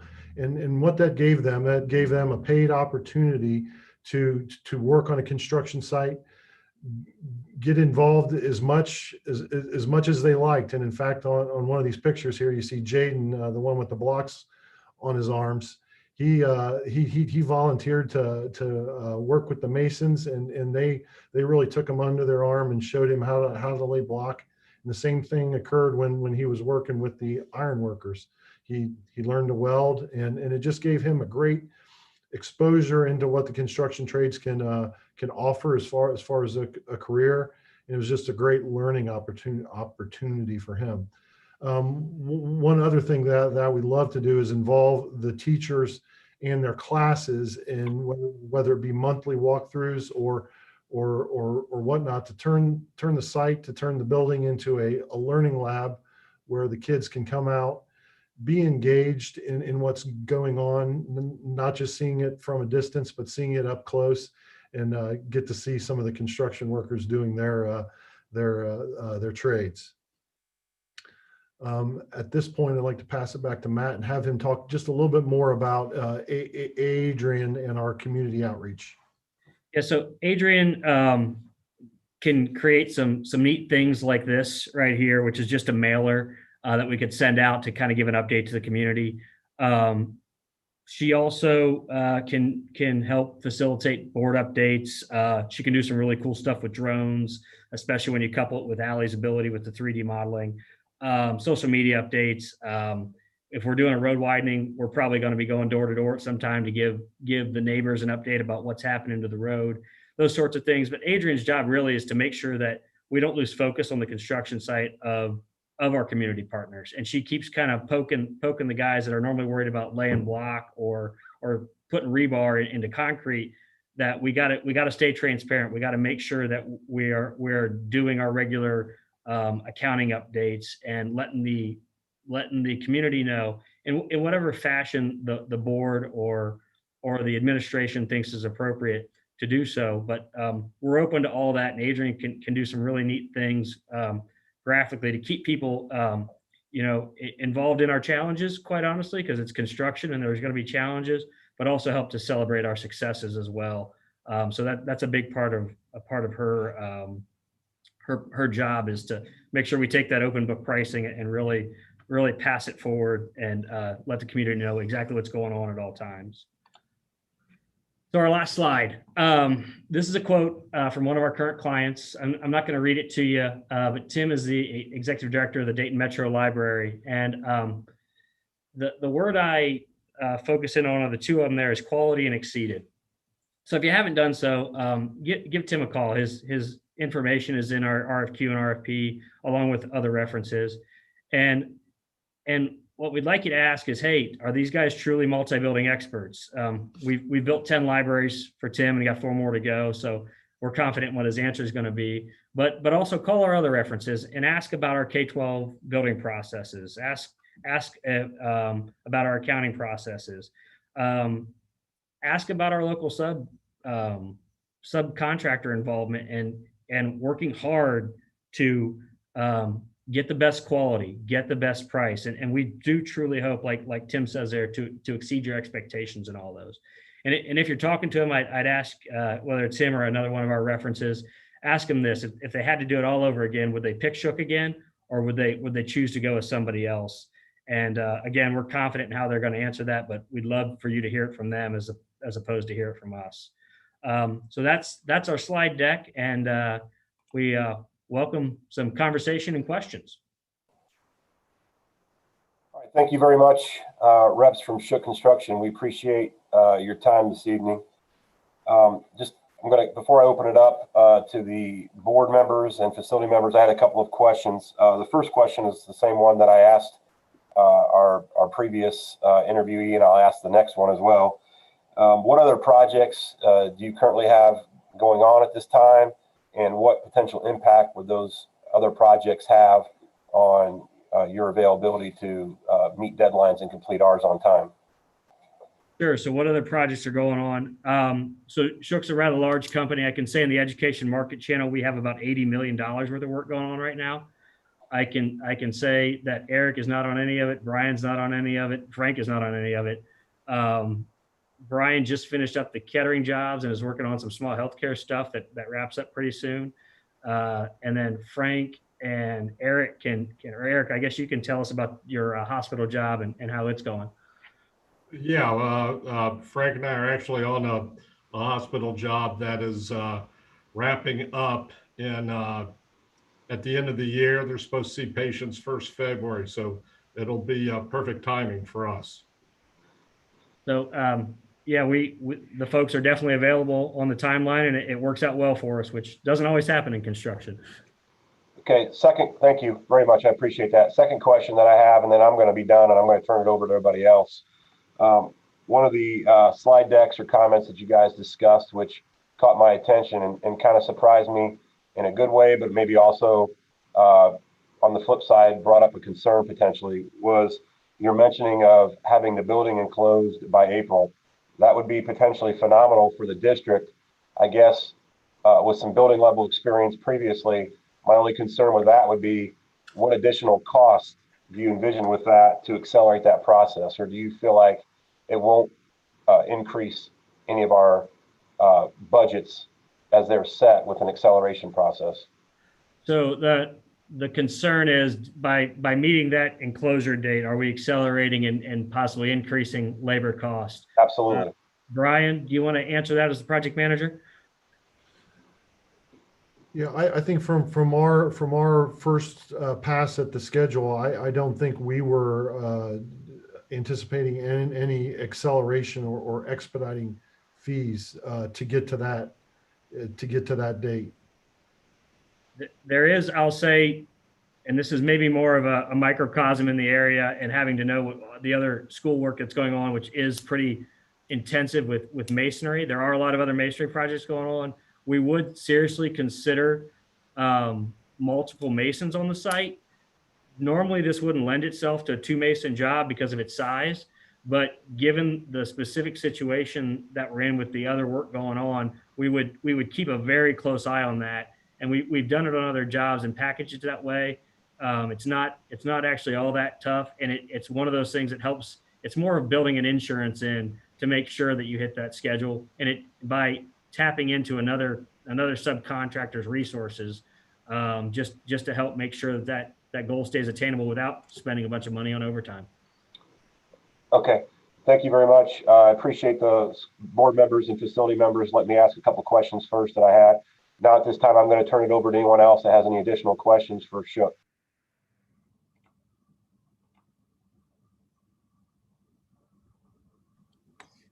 Hey, this is Jacob King. I have a couple questions. The first one with regards to the football stadium. Do you foresee any opportunity for us to complete that project, that we could start our football season in August of 2021 on a new football stadium? So how fast can we go, Brian? I'll take that one. Well, there are several factors that play into that. One, the football stadium being, basically the farthest part of the site away from the road means that you would have to have all the driveways, parking lots going up to that in place, which presents its own challenge because you would be driving right through an active construction site. The second challenge would be whether it's turf or grass. If it's grass, I would say absolutely not. If it's turf, I would say we would definitely entertain looking at that as a possibility. But I think more importantly, it's the site utilities, driveways, parking lots, and everything that goes up to it that presents a problem not saying that can't be worked around. I know we've done it on many jobs for different reasons, but It'll just take some thinking. Yeah, it would just How take to- some how to planning. look at- planning how to skin that cat. Yeah, Jacob, it's a balance between Mr. Firk's concern on the last one is, how much do we pay for speed? Because the construction industry can do it, but sometimes it's a lot of extra money just to get a little bit of time. So that's what we try to balance. Okay. So I have another question. Actually, I have two more, and I'm done. Looking at, we're kind of working back and forth, trying to make the decision with regards to, do we want to have the storm facility, the storm shelter facility, a room in this new construction project with the K5 building? We all know what the weather's been like in our area for many years. Danny and Todd bring a plethora of years of experience here in the township and with our school district. But which doesn't lend us to say that there's a huge drive for that type of facility or that significant cost to build. Would you be willing to work with any of the like weather prediction centers, National Weather Service, or any of the other services to look at what is the future weather patterns as they shift into our area, to help us make that decision? For an example, if they're predicting that Tornado Alley is shifting from the central U.S. to start in Ohio and run all the way down through Kentucky and Tennessee, then that would be a huge game changer for us that we would want to incorporate. But those are some of the things that we don't know. And I was wondering if you would have a comment on that. Yeah, it's not something somebody normally asks us to investigate that sort of stuff, but I at 5:30 in the morning was surveying the Northridge site after the recent tornadoes that happened. We were wrapping up that construction. There were folks from the National Weather Service that came out. My site superintendent, I wasn't involved in the conversations personally, asked that very question, and they said absolutely Ohio and this area is going to be moving into the Tornado Alley zone. That is they're actively trying to do that. Again, I wasn't in that conversation myself, but based off that conversation alone, I think that is headed this way. We'd be more than happy to put our heads together though and figure out who to ask that question to and find out a good hard written answer to that though, as opposed to hearsay, even though I definitely trust the folks that were having those conversations, especially the day after a tornado hit. Right. Yeah, we want to make sound decisions, I think, for our district going forward. And this facility is going to be here for a very long time. And we would hate to put ourselves in that situation. So yeah. My other piece falls in, it's a two-parter, by the way, is what is your feelings regards with donated services by local businesses to work on the project? And then second, if there isn't any, are you willing to advertise to any of our local businesses to perform any of the work? So absolutely. The thing we look for with donated services, and it actually happens quite often, usually in light site work or demolitions of smaller buildings, those sorts of things, because there are some folks around that have that equipment, but maybe can't handle the large load of a full-size school demo.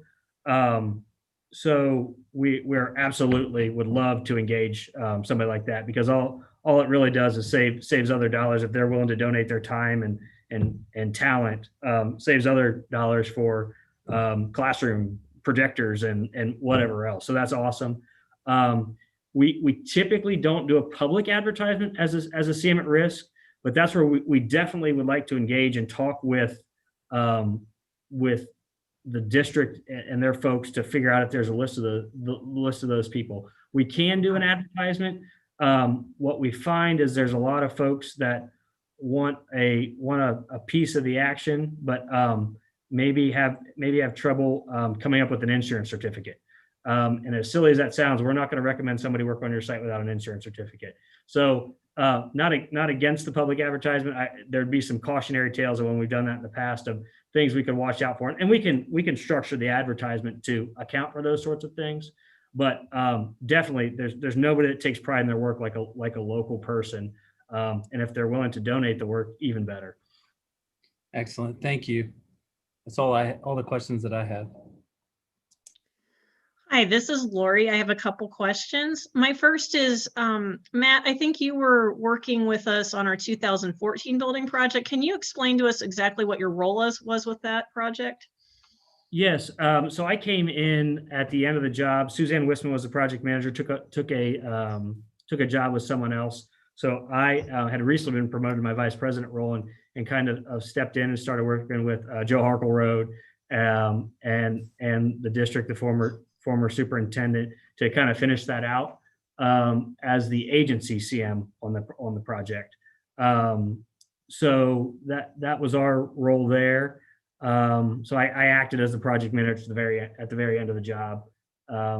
Last of enclosure, painting, and punch list mostly. Some of the late site work and digging into some of those old pipes out front and getting the last of the hookups done. Those sorts of things.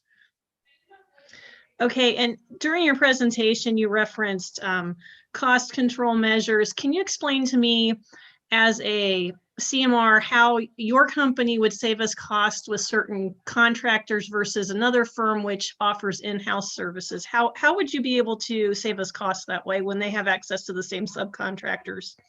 Sure. It's a bit of a fallacy to say that they have access to all of the same contractors. We had that list of subs up there. There are some subcontractors that flat out will not bid. There are some on that list that flat out will not bid to a self-performed CM. Whether there's impropriety or not, a lot of people are afraid of the appearance of impropriety. And when you're bidding to somebody who might self-perform that work, that's just not typically how, even if the bids are opened in the manner that the OFCC says they should be, there's still a lot of folks that just won't play that game. So we know we do have access to other subs that won't bid that, acting as a true CM at risk. And it is true that other folks have access to the same subcontractors. And I think that's where Eric's message of being around a long time, we get better prices from our subs than what they give our competition. Not everybody. Some people do put their low price out there to all the same CMs, but not everybody does. We try to set our subs up for success because we know that they're successful in this when they can give us the best price, and then we can all be successful. We can get a great reference from the Bethel folks, and we can go on and be successful in the next one. So it's hard to measure how much of a better price we get, but our relationships and our actions on a day-to-day basis and how we treat people every single day end up giving us a better price. And that's important to state because the pre-construction and the CM costs are relatively small, not a small dollar value, but a small portion of this project. Where the rubber really meets the road on the price for the overall project is the subcontractor cost.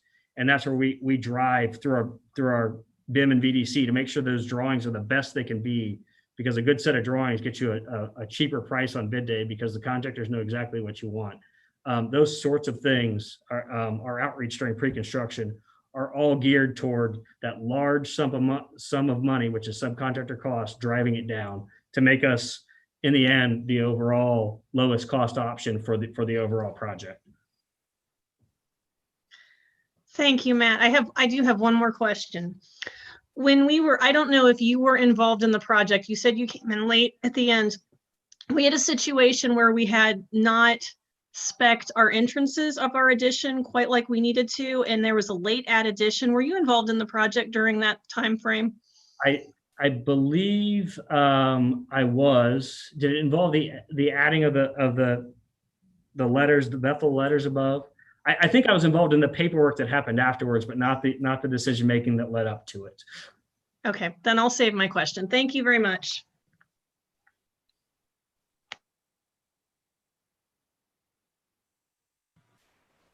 Okay, this is Julie. I guess I get to go next. So a follow-up to Lori's question about the subcontractors. Do you do any of the, bid any of the jobs yourself? Do you do any of the construction work or want to do any of it? You heard enough from me on that. I'll let Eric answer that. But the answer is no, we don't intend to on this project. No, and again, I just don't think you're not going to get the best price. You know, year to year, 50% of Shook as a company, is self-performed work. Our industrial division, our water treatment side is we do self-perform work there. It's just, in the healthcare and the education, we just find that we're not getting the numbers that we should from our trade contractors, because they know, if you're bidding the same work they are, they're not going to give you the good number. So it just doesn't. We choose not to do it because we think it drives away the competition. I would say a pro to us having the self-perform capability.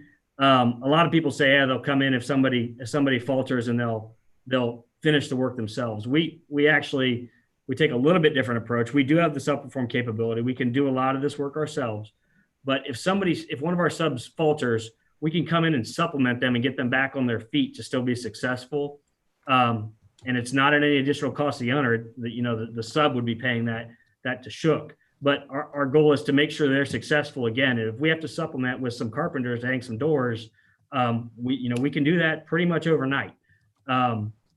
That we still find that the value of being able to get competition on bid day is better than us trying to make a little extra money through the self-perform portion of it, just to say we can control the labor a little better. Okay, thank you. And then I have one other question. So how do you feel about community involvement and getting input from the community, open collaboration, transparency? I know you talked a little bit about putting things on Facebook or social media, I guess you said. Yeah, we can do a lot of different things, but that's a huge part of the school. Community involvement, teacher involvement. As you go to design it, there's nobody that knows how a classroom should run better than a teacher. I'm sure when we go to build this football stadium, there's going to be some opinions on exactly some of the amenities it should have in the locker rooms and those sorts of things. So we regularly attend community meetings. It's something we normally do. We like to show off our progress and usually stand shoulder to shoulder with the architect when we do that at community meetings. And a lot of times it's just answering questions, being available to say, if Mr. Perks gets an email from a community member, he can forward it off to us and say, hey, I don't know exactly how to answer this. Could you respond to this person for me, or give them a call back and talk them through it? And that's kind of a day-to-day thing, but it's important. I mean, the community is who's paying the bill for this in the end. They're the ones that have worked hard, earned that paycheck, and then paid those tax dollars to make sure that their kids and grandkids get to go to a great school that's going to last forever. So they need to be involved and need to be kept up to breast as to what's going on. And that includes challenges. Anybody that comes in and says there's not going to be a challenge on a construction site isn't probably being very honest with you. So that at times we got to say, hey, this was a challenge. We hit rock at 2.5 feet. We were expecting it at 4 feet. Now it's going to take us an extra week to dig the sanitary trench. Those sorts of things need to be communicated as well. Okay, thank you. You're welcome. Hi, this is Lyda. I was just curious. I've been looking through your proposals and things, and I know that you have a great deal of experience in the area in general, but just in the last 5 years, how many elementary schools have you participated in, and how many stadiums have you participated in, just for recent experience? Recent experience on the stadiums is probably limited to CJ, which was kind of 2 stadiums right at the same spot. Elementary schools, man. I would say if I said 5, I'd probably be light. Now, in this particular part of the state, Kettering's been most of our elementary experience. Well, it's got an auditorium in there. We did some elementary additions at Brian. How many schools were those at? We did 2 elementary additions for two of their elementary schools, and then also did a summer renovation project at 2 other, or actually that was 3 other elementary schools within their district. So that was fairly very recent experience. Granted, it was not a brand new K-5, but it was additions and renovations. This particular build team, it wouldn't be involved in this, but our pre-construction folks, we've got stuff going on in Brecksville, Broadview Heights right now. We've got stuff going on in Lexington right now that involve that size of, or that age of children.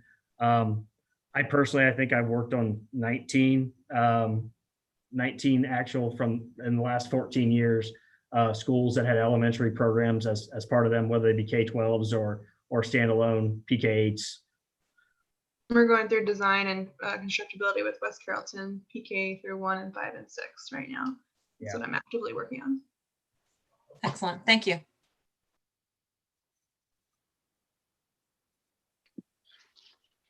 Hey, it's Todd Bird. I was just curious. Fairmont CTC. What was your guys' role on that job? Do you know? Absolutely. I'll let Brian answer that since he was the project manager on it. Yeah, we were the CMR on that job, and that was, like Matt said, that was one of my more recent projects. That was a standalone CTC, 25,000 square feet, that houses their construction tech, cosmetology, and also what Kettering calls their Kettering Alternative Program, or CAP. But that was just recently completed over the summer.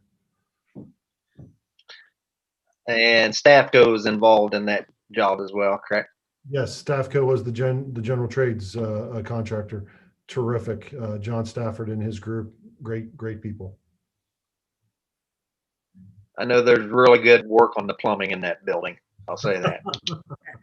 I worked on that job, so Right. yeah. Yeah. If we had not worked with advanced mechanical before, at least I had not, I was pleasantly surprised with, one, the quality of the work, but also the value of the price. Good job, Todd. Thanks. Appreciate it, guys. Thanks. Were you involved with the Fairmont Fine Arts Center building as well? I personally was not, but Matt was, and our superintendent who worked on the CTC was also involved in that job.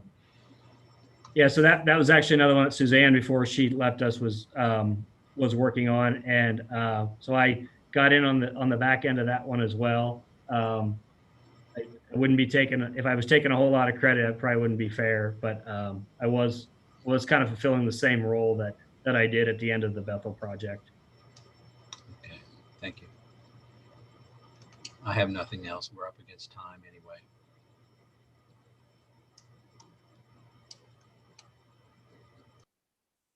Okay, it is 8:03. Does anyone else have any final questions for the reps from Shook before we exit stage left and begin our next one?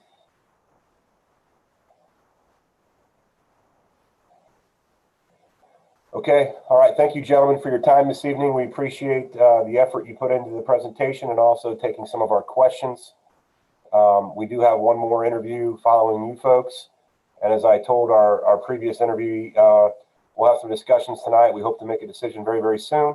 And we will be in contact with all parties very soon as well, regardless of the decision that's made. Great. Well, thank you for your time. We enjoyed the discussion. Thank you. You guys have a great evening. You too. Okay. Right. Justin, one of the questions maybe would be if they would be giving, it would give us the copy of the presentation to look at. Same as the first one. Okay. Even the stakes are. Yeah, I will reach out to them. But I also think the information that they provided is in their presentation. I could be wrong, but that was given to you. It may not be the PowerPoint, but the info is in the RFP. But I'll ask for the PowerPoint. Yeah, I agree with you. I see that. We just asked the other one for it, so Okay. to be consistent, we would ask. Yeah, that's good. I'll reach out to them if that works, to all of them via email, and I'll ask for it this evening. And Justin, it's not that I don't have it, but I've got 100 pages from each company, and trying to find it is the problem. Okay. Because I didn't print anything. Everything's electronic. Okay, understood. I'll ask this evening. Okay, so are we good for number 3, or we need a few minutes? Okay. All right, our third interview for this evening for our CMRs will be Conger Construction. Brennan, are they in with us right now? I think I see They are connecting. they're connecting. Mr. Riggs, are you on board with us right now? They're connecting audio right now. Okay.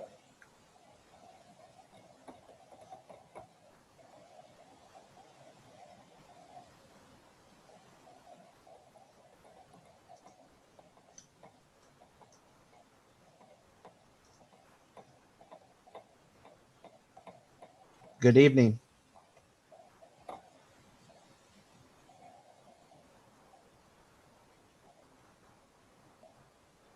Mr. Riggs, are you with us right now?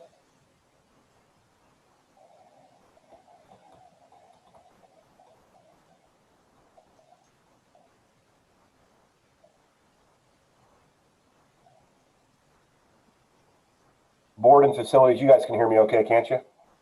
Okay. What? No, I'm just kidding. Yeah, we can hear you loud and clear. All right, I just want to make sure I didn't have my mute on again. Yeah, no, you're good. I don't know if there's. I see their video is their video, but their audio is not connected. Oh, there it goes. Trying again. There we go. There we go. There we go. I think it is now. Hold on here real quick.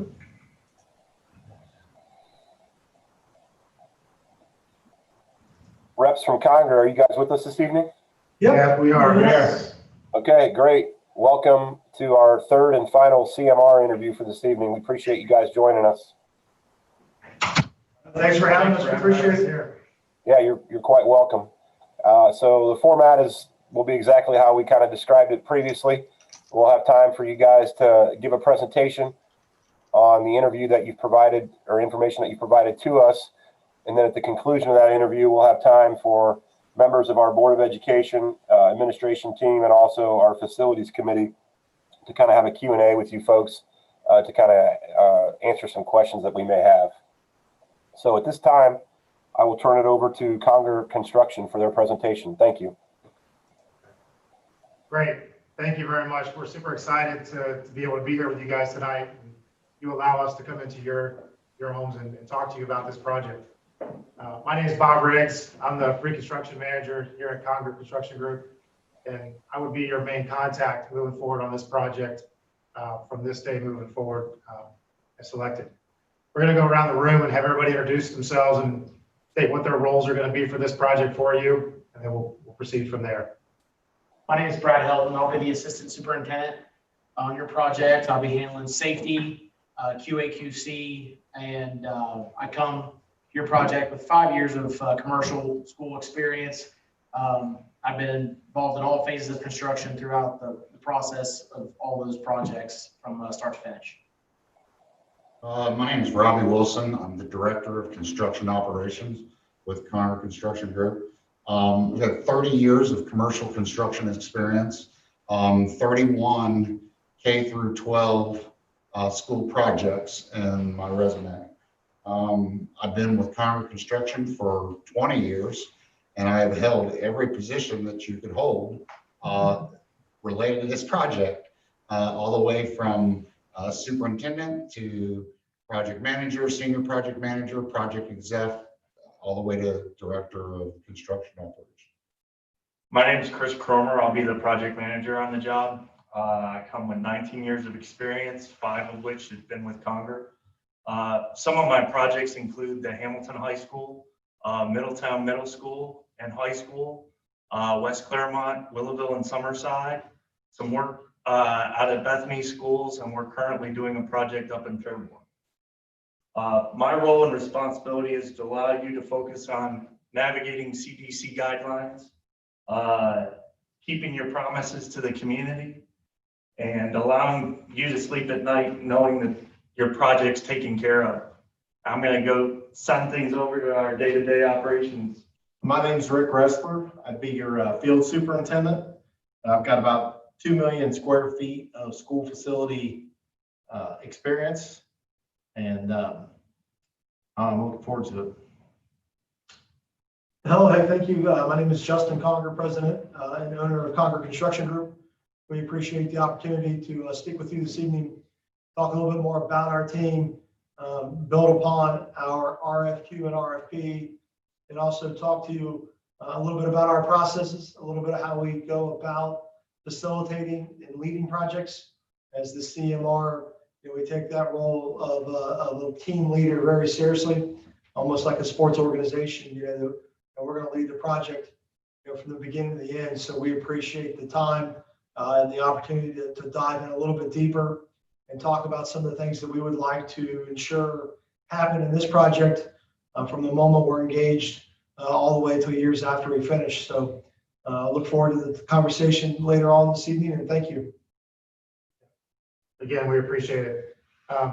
At Conger, our mission is to build a solid future with grit and grace. So we have the grit to own the project site, and we have the grace to be passionate about those individuals that are on that project site. Safety is one of our major priorities. We want to make sure that everybody that comes to this site goes home just as they came to it. So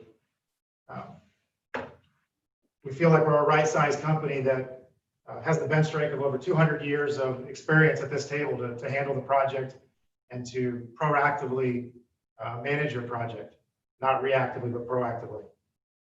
My background, as I said, I'll be your pre-con manager. I'll be your contact for the beginning of this project all the way up through the GMP phase.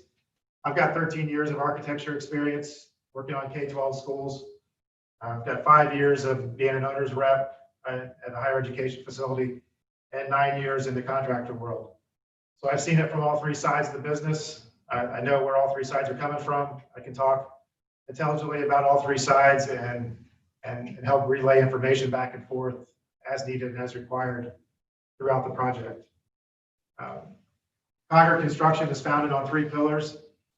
If you look at our logo, there's three green lines. Those 3 pillars are commitment, communication, and performance. Commitment means that you're not just a number in this project. We're committed to Bethel local schools. We don't do 1,000 schools a year. We're here to do your school.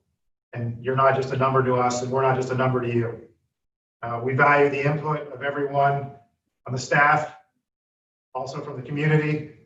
Robbie will get into some additional information on community engagement here in a moment. Communication, we take communication very seriously, from design, from pre-construction, construction, all the way through closeout. This is day one to day done. This isn't communicate at the beginning, communicate in the middle, or communicate at the end. It's communicate all the way through. We use Procore as a document management system. So this project will be able to be communicated to everybody that's available on this team from the day we get started to the day we finish. We find those 3 pillars are very important. Again, they seem very simple: commitment, communication, and performance. But in today's world, today's society, communication is key. Not only communication amongst our team sitting in this room, but communication with each of you in your positions. And like Chris said, it's our job to make sure you can go about running a school district, handling what's going on in your life and in your world right now, navigating through the pandemic. It's our job to communicate with the design team and what they have going on, working with their partners. And we're committed to doing that. We know that through our commitment to you and through our commitment to each other, and then ensuring that our subcontractors, our vendors, our suppliers are committed to the project, those things can lead to optimal performance. That we're able to facilitate the project in a way that is at a high level, that's done correctly. Like Bob said, we use a project management kind of platform that's all web-based, where Rick will be doing a lot of day-to-day things, and you'll be able to see what's going on. You'll be able to see how many people are on the site, how much work is getting done, not only with your own eyes, but reading reports if you'd like. But we just feel that in doing those things and doing those little things and chopping away and being better communicators and being committed to your projects, leads to a very successful and smooth project. And all of our clients and customers, that's what we really try to hit home on, is to make your life. Everyone has a lot of things going on that's important. We try to make that even easier. And solid performance means that there's trust developed between Bethel and Concord. The more we trust you and you trust us, that means that we don't want to let you down and you don't want to let us down. So it's a two-way street that trust is a big factor. Also, that means that quality matters. One of our biggest things is that quality matters all the way across this project. No matter if it's from the very beginning of a site, a contractor being on site, to the very end of finishes. Our superintendents go through and do observations and make sure everything's done per plans, per spec, or better. Quality matters to everybody in this room and everybody involved in this project. One question that we had for you guys is 3 years from now, what does success look like from your end? If anyone would like to answer that question.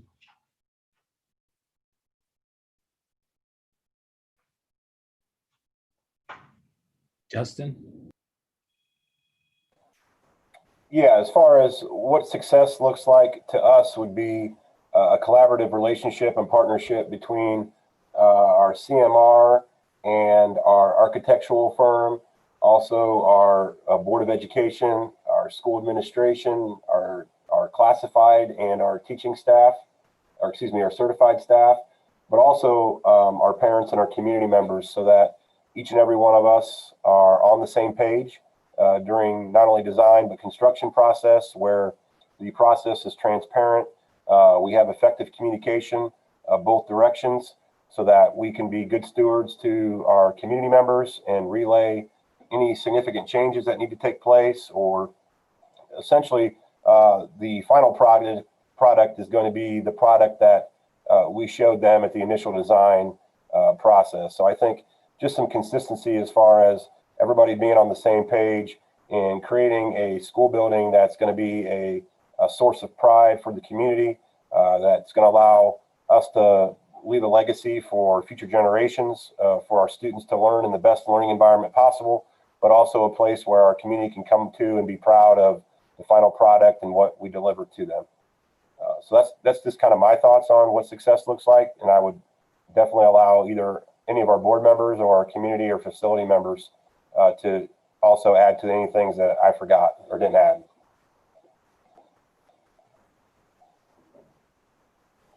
This is Jacob. I would say very well stated. Thank you. This is Julie. I would say very well stated too. And I would just add on time, under budget, or ahead of schedule. Thank you, Julie. I should have thought about that. That's wishful thinking, right? 100% correct. You're right there. So yeah, on time, under budget, in our world, that's the ticket of admission. That's our obligation right out of the gate. We would like to reach a point to excel way past that and meet your needs. And Justin, I'm glad to hear you say a lot of what you said. Here at Concord Construction Group, we're very, very good at our relationships.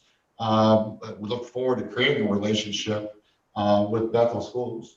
We got a track record of executing projects with large districts that relationships are important, like Middletown City Schools, over $90 million single project campus-wide with athletic facilities that led to 3 more projects.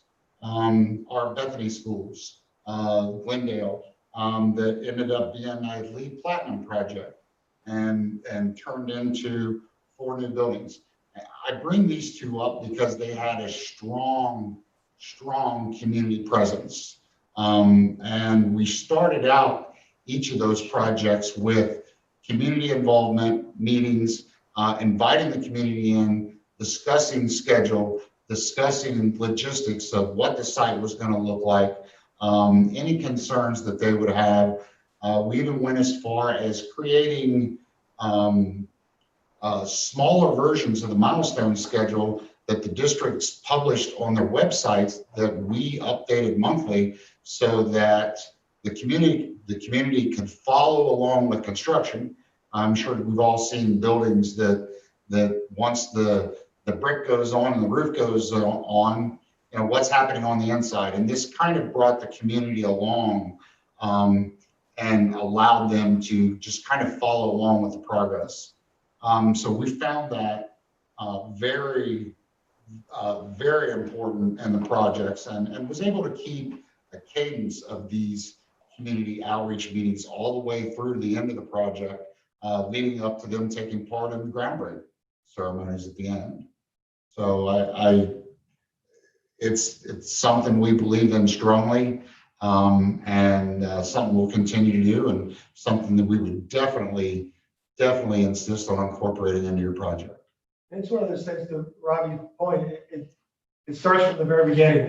The collaboration, the engagement of stakeholders, of staff, parents, community, the AE firm, the board, again, working with Garmin and Miller on the design charrettes and getting engagement back from the community, but allowing them to feel a part of the process, engaging them to not only feel a part of the process at every checkpoint in the design, whether it's SD, DD, GMP, but again, not only having a groundbreaking, but scheduled community tours where the community can kind of come in and look around as progress progresses in various components of the project. But it's never a one and done thing. It's never a, hey, we created this and we leave it on a table, or we set it and we walk away from it. It's a constant effort that we're building into, we're working together on, and constantly engaging the community. And again, one of my passions outside the business is workforce development. Even allowing some of the students to walk through and see the building, the beam signing, the topping out ceremonies, really getting engagement around those types of things, because it's not only a learning opportunity, it's an engagement opportunity, and it's a learning opportunity for the students and the future students to use that, to see what we're doing, to understand what it means to work in the trades. So our goal definitely after the 3 years is to build you guys a building that also we take pride in, and we want to walk our kids through. It's something that we enjoy being a part of. It's something that we do take pride in all the buildings that we do. The project management process, we're going to take things through as far as from the design process through the contracts and everything like that to the building of the project. So that's going to be some of my responsibilities on the project. We talked about Procore. We use Procore as our project management tool, which allows instantaneous access going back to our communication to both the people as far as from the ownership team, as well as out to our subcontractors. We go through once we upload the drawings into Procore, they're available to all of our subcontractors and at the architect firm, everybody who's involved with the job. As we ask RFI questions, they also get uploaded. So as we're going through we joke kind of in the fact that as we're going through the project and doing the job, we have the as-builts already started from day one on the projects. With obviously the situations going on, we also use Microsoft Teams as kind of our platform for our virtual meetings. That's something over the last couple of months that we've had to adapt to, and something that we kind of use to help in our construction process and in helping us to communicate with each other.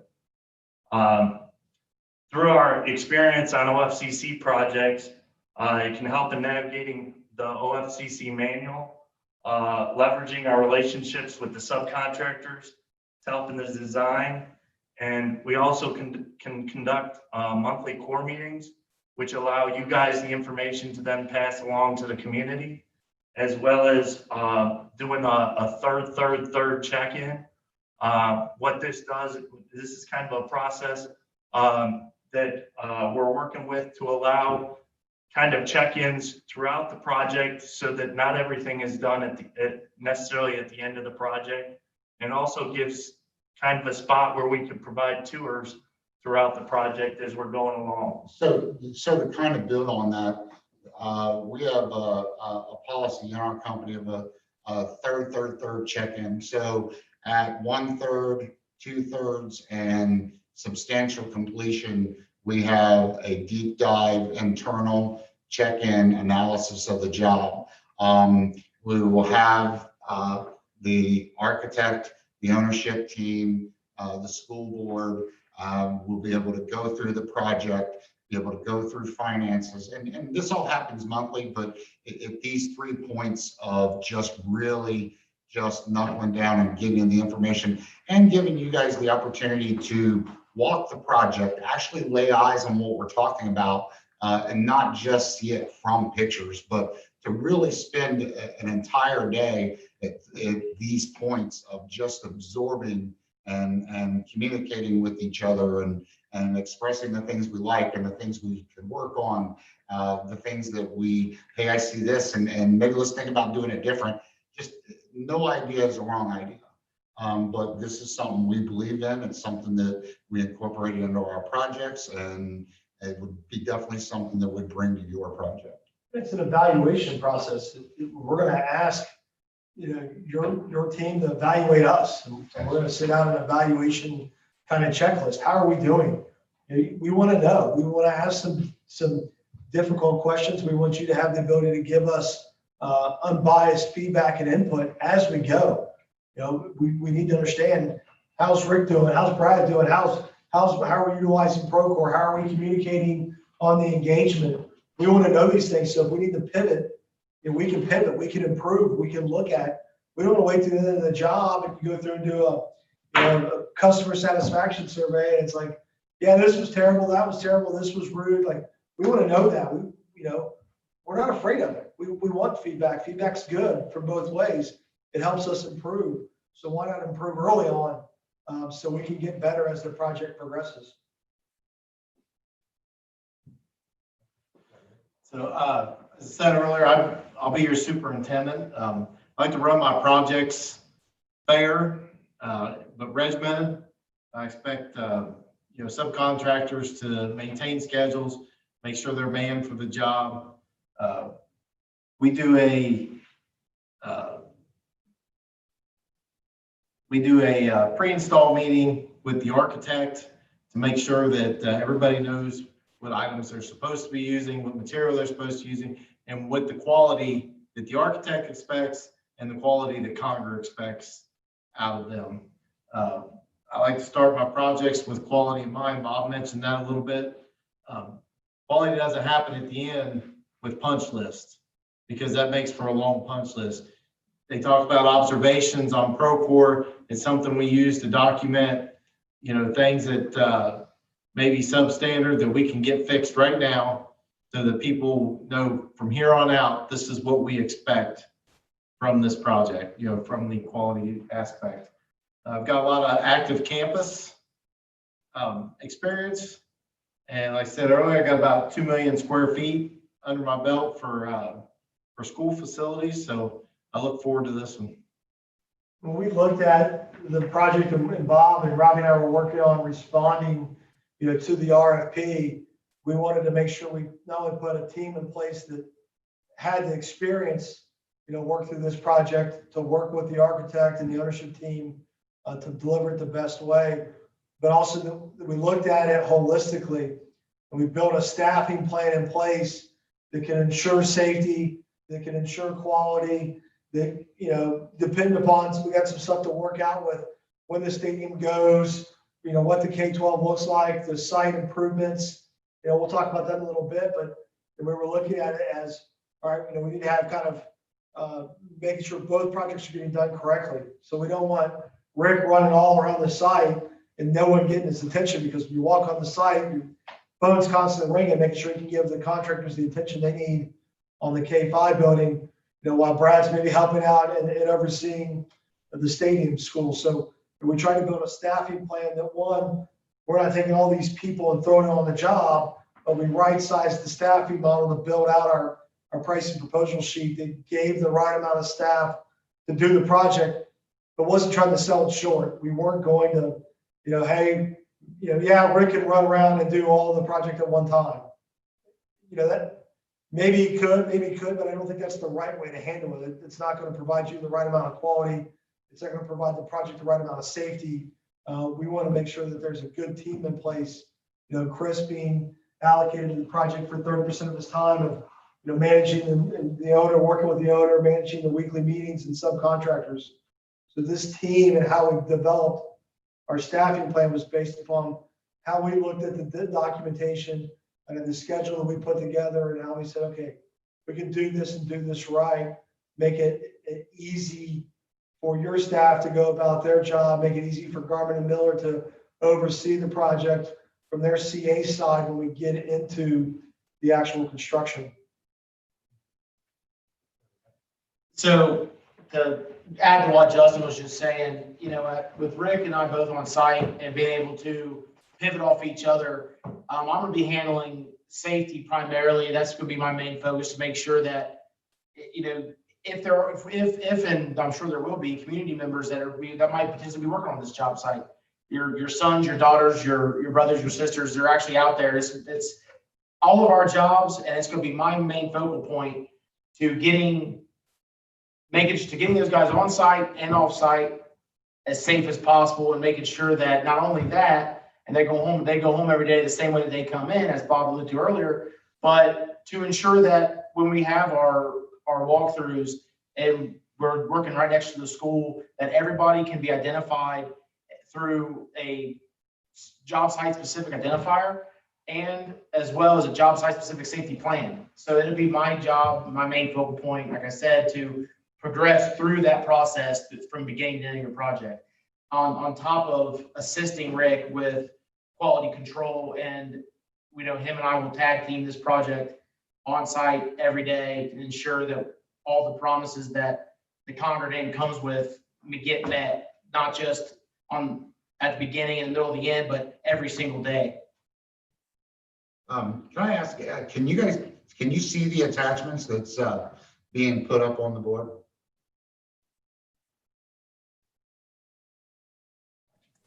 Yes. Okay. The attachments, like the layout. Yeah, so the last one that he just showed, go back to the curve. So just building on what Brad said, security is a very important issue, especially active campus. And we just created a way to make these identifiers specific to just your project. We have multiple projects and other schools at times. This sticker says that this employee, this construction is specific to you, that they belong to your site. Without this, at the beginning, from the rules of the job, lets us know, hey, there's someone here that doesn't belong, and we need to take care of that. So we want to keep your security at the forefront. And it also goes to know that, like Robbie mentioned, the rules of the game.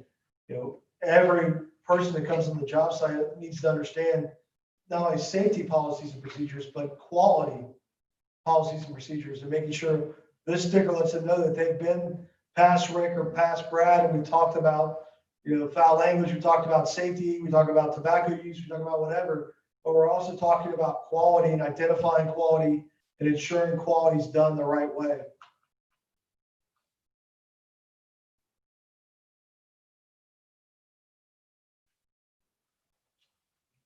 You want to talk into the schedule a little bit?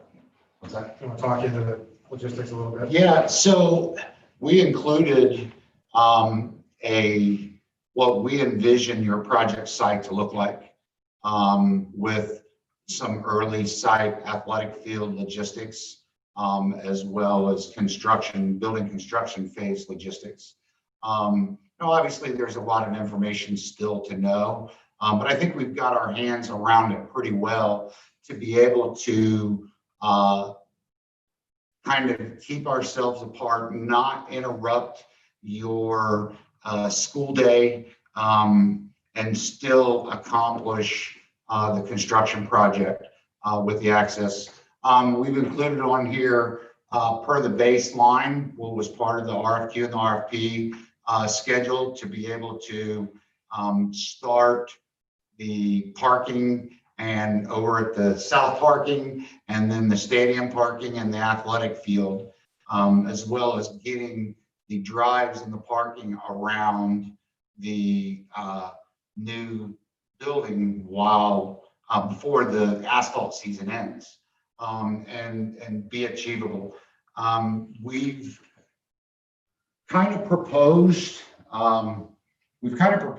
in this starting the athletic area sooner. By doing that allows us to get asphalt down and some grass established for that athletic area so that when you want to be able to take it in March, you can take it.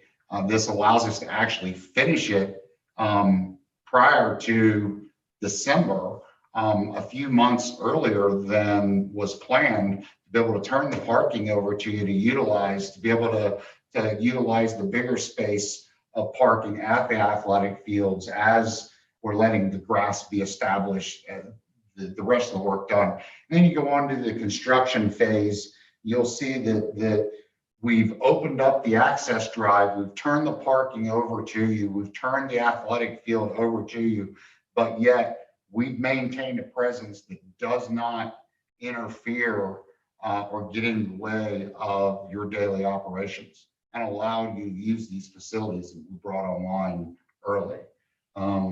It changes access and the layout in and out for us, but our goal was to open it up and give you as much as we can give you to use as early as possible. We kind of heard in our pre-proposal meeting, again, ensuring that whether there was conversations had or promises that fell through in the last building project of doing something with the stadium, this allows us to get the stadium going and get it open and operational for the 21-22 school year in the spring side of it because of what it's going to take to get the asphalt paving down and really the track surfacing.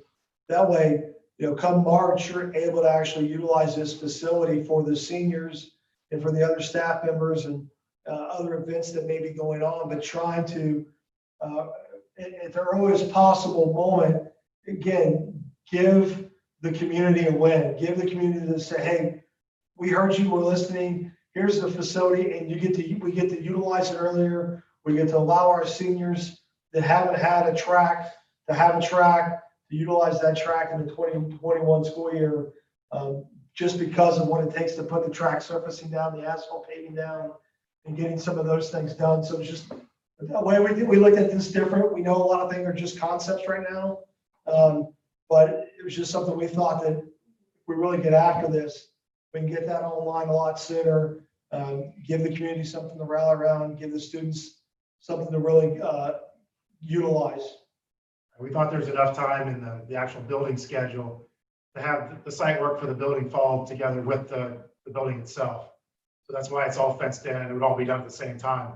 We were just talking about pulling the parking in the stadium out as its own early package so that we could get all that done and in place and complete as one piece instead of having it run through the winter and then be challenged in the spring to get that down. If it's going to be synthetic turf or if it's going to be a synthetic track, rubber track or whatnot, knowing our experience in the past of how those get put down and what time it takes to get those completed, pulling that out early and getting it started sooner would allow us to get that in place, get all the underground drainage in, get the grass in for the field events, get the synthetic turf down, get the asphalt down, and have it ready to go, and have the building package still start in October with the site package. And we'd have to work with, Garmin Miller, I think Choice One Engineering, of course, I believe is the civil engineer, but again, we as a partner getting in with your team early on in the pre-con phase and working through those things and saying, okay, let's, again, we're just trying to throw different solutions out there. Some of them may stick and some of them may not stick, and that's fine. We're big boys and girls. We understand it, but we want to try to bring creative solutions to the table for your team and work collectively together and figure out what's the best way to execute this work, what's the best value we can bring to the community and to the district. This is Jacob. Real quick, I just wanted to clarify a statement that you had made. You had talked about the timelines that were included in the RFP package. Did you state that? Yes. Okay. I was just wondering, when I did the review of what I received, it showed placeholder and there was like 13 blank pages for timeline. Was that just me? Should have been the 13-page schedule. That's the full schedule. There It's should have been a full probably, schedule associated with it in the printout copy version. No, mine was blank too. It didn't come through in the electronic version? We received the electronic version that showed a statement, a page that says placeholder, and then there's 13 blank pages. Oh, no, we have a full, yeah. we have a full Did schedule. anybody review the hard copy? It had the 13-page schedule in it? No, the PDF I had said Bethel enhanced schedule on a bunch of pages. And then on one page, it said Bethel enhanced schedule in schedule folder of CCG data or something like that as a placeholder. And I didn't see that folder. So. Okay. I wonder if it just, when we went to, it should be Acrobat file to print. It should print all the pages of the schedule. Yeah. There was print copy set up too. Okay, I was just checking to make sure it wasn't showing, it was the same for others as it was for me. Okay. Thank you. Yes, they were 11 by 17 size schedules that were folded inside that proposal for the 13 pages. Okay, thank you. Sorry. No. I'll look at the file. If it's corrupt, I'll send Justin a new file tonight when we're done.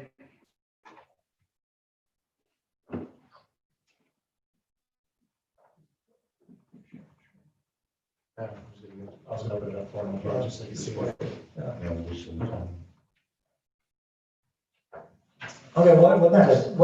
That was the end of our presentation. We'd love to hear some questions from you guys on your end of it. At 8:42, we know time is of essence for you guys also.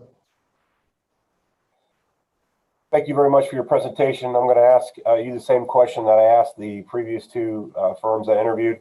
What is your current status as far as work capacity, workload, and then how do we fit into a potential schedule, ensuring that timelines and deadlines can be met without, you being guys stretched too thin with other various jobs you have potentially going on? Right now, our current backlog capacity, work-in backlogs right around, I think, $48 million. So, we do on average about $80 million a year in work. So this project coming online in the March, April, May, June, July actually works out well. We already have Chris mentioned a K-12 school going, or an intermediate school going up in Fairborn. But our staff and this team, again, Rick's finishing up a job here in the next couple of months. Brad's finishing up a job here in another month and a half. So from a capacity standpoint of individuals and people, we have the capacity. We actually, we're pursuing another project that one of the other shortlisted firms was awarded just last week. So my answer to that question changed once we lost the Fairborn School to Peterson. So we have the capacity, we have the ability and the manpower to dig into this from a pre-con standpoint. And with Bob leading the pre-con side, and Mario and Dylan, our estimating staff, we're estimating a number of projects on a given monthly basis, and some of them are just conceptual estimates, and some of them were hard bid. But our backlog definitely allows for this project.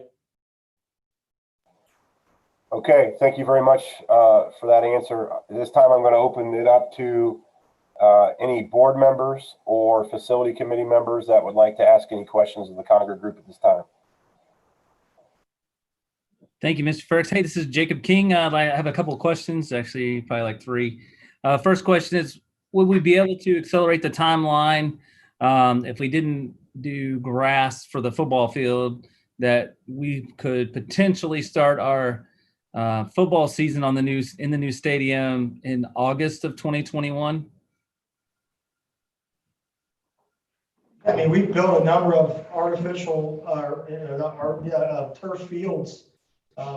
We developed a 106-acre sports park down here in Moore County that had multiple turf fields in it. A lot of that's just going to be, again, working with the design team up front, seeing where we can get from a civil engineering standpoint, and determining kind of what that scope is going to entail from a seating, bleachers, restrooms, and kind of how that fits with the building department, and code for how we're going to handle safety of those. But you start in a March timeframe, I don't see any reason why we couldn't do it. Again, we've done a lot of projects with the Moats Group down here in Cincinnati that does a lot of the artificial turf fields, and we have a great relationship with Zach Burns and Chris Larbus down there. So we would engage with them in some of the design assist early on, and ensuring we have the proper drainage and under drainage and how we're going to handle that package and deliver that package. But yeah, it would work because then you can do the track afterwards. You don't need the track for football season. So again, you get creative around what that schedule is and what those solutions are to be able to do that. Yeah, I think that was part of the reason of having our enhanced schedule included, to pull that up in March, was to be able to get that portion done and down in place, so that if you do regular grass, you could have it grow, or if you do synthetic, you could also get the utilities in to have those put in place for school to open in August, for football in August, and then fill out the rest of the pieces and parts as needed. But yeah. And I think with the synthetic turf, it's absolutely doable. The coating on the track, whether it be a rubberized coating, takes a little bit longer. There's a period of time the asphalt has to kind of cure out. But a synthetic turf, asphalt track, bleachers, yeah, it's completely conceivable that it could be open. Okay. One of the things that we're struggling with is deciding on having the safety weather shelter in the school. It's not required, but really looking at, Danny and Todd have a long history of Bethel Township and Bethel local schools. So we kind of know what the weather pattern has been, but we don't know what the future is. And just wondering if you would be able to reach out to any storm prediction centers, the future weather predictors, to see if the weather patterns are going to significantly change for our area. One of the examples that I gave that I've asked in the past for the other ones was, if Tornado Alley is shifting from the Midwest to Ohio and is now traveling from Ohio through Kentucky to Tennessee, that could change our perspective of what is important to us, since we're going to have this facility for a long time. Would you be able to assist in that? Yeah, and we're now Fairborn Intermediate School is utilizing the gymnasium as the essential use shelter. And we just finished building a township facility building down in Liberty Township that made the community room the essential use tornado shelter. So again, working with the design team on what those requirements would be. But as we go through the design, looking at those areas to understand the requirements for the capacity, the holding tank, the facilities, the restrooms, the fresh water holding tanks, the best way to be able to do that and still maintain the code of 2 hours being in that shelter and what that would look like. And then we can look at it from a cost standpoint and a value standpoint of what makes the most sense from a value question. From a weather guessing, I'm no better than the Channel 7 weatherman. I can't guess how Tornado Alley may shift, but we would be there to help with the construction side of it. Okay. And then, looking at, we have a house and several buildings that need to be demoed. What is your stance on utilizing donated services from some of our companies that are in our area? Secondly, is if we don't receive any of those donated services, would you be inclined to advertise some of the work to any of our local businesses to perform? Yeah, donated services. Yes, we would ensure from a risk mitigation standpoint and a qualifications that they have the proper insurance. Again, they're ultimately going to be working on your property, so ensuring that they can meet those obligations, so we're protecting your risk in the project. But from engagement of the local subcontractor pool, most definitely. I mean, we're, again, because I was saying earlier about workforce investment board and workforce as a passion of mine, the more local participation subcontractors we can garner from the local area. We have a lot of subcontractors that work up in the Troy area, the Tip City area, but engaging them in the project early on and often, yeah, most definitely. It's what we want to do. It's their tax dollars that work, and if we're able to allow them to work on the project and they can send their kids there, I did the same thing here in Lebanon. I grew up in Lebanon, born and raised in Lebanon. I was able to build the Lebanon schools. And so it's pretty gratifying as a kid to work in my hometown. So we definitely want to do that with them. And we've had some experience with some project assists with donated entities doing tasks. I've seen gym floor get refinished, which that's kind of a little bit to the extreme. A lot of clearing and grubbing as far as clearing out property and demolition. Some that even involved students where they used it as activities to get the kids in the school engaged in the project and have some ownership. So we have some experience with that. Thank you. This is Lori. I have a couple questions. My first is going to be, I believe you're based out of Lebanon, correct? Yes. Correct, ma'am. That's about 45 minutes or so from our district, maybe 50 or 45 miles, 50 miles. I know that's a lot going through Dayton up 75 every day. Is that going to be an issue for any of your team members? Not at all. No, not at all. Like I said, we're involved with the Fairborn City Schools right now, and Chris is up there, so it's an easy drive. That the drive to us is nothing. We're here for you guys, and that's our main concern, is to make sure that we provide the best quality for Bethel, not what affects us. We have a number of staff members that live in Greenville and Troy. Okay. And so the drive down here, you're in construction, you're just kind of used to it. You usually have an hour each way, no matter where your jobs are, because you're bouncing around. Actually, we had the conversation right before you came online. You were reminiscing. Yes. That the drive to yours up 75, 70, and just right off the highway is a whole lot easier than our drive to Miami University. So yes, it will be no issue. Okay, my second question is kind of about costs. You keep some of the work in-house to bid, is that correct? Or you keep some staff on to instead of hiring subcontractors? Can you explain that to some of us who aren't as construction industry minded? We have self-perform capabilities.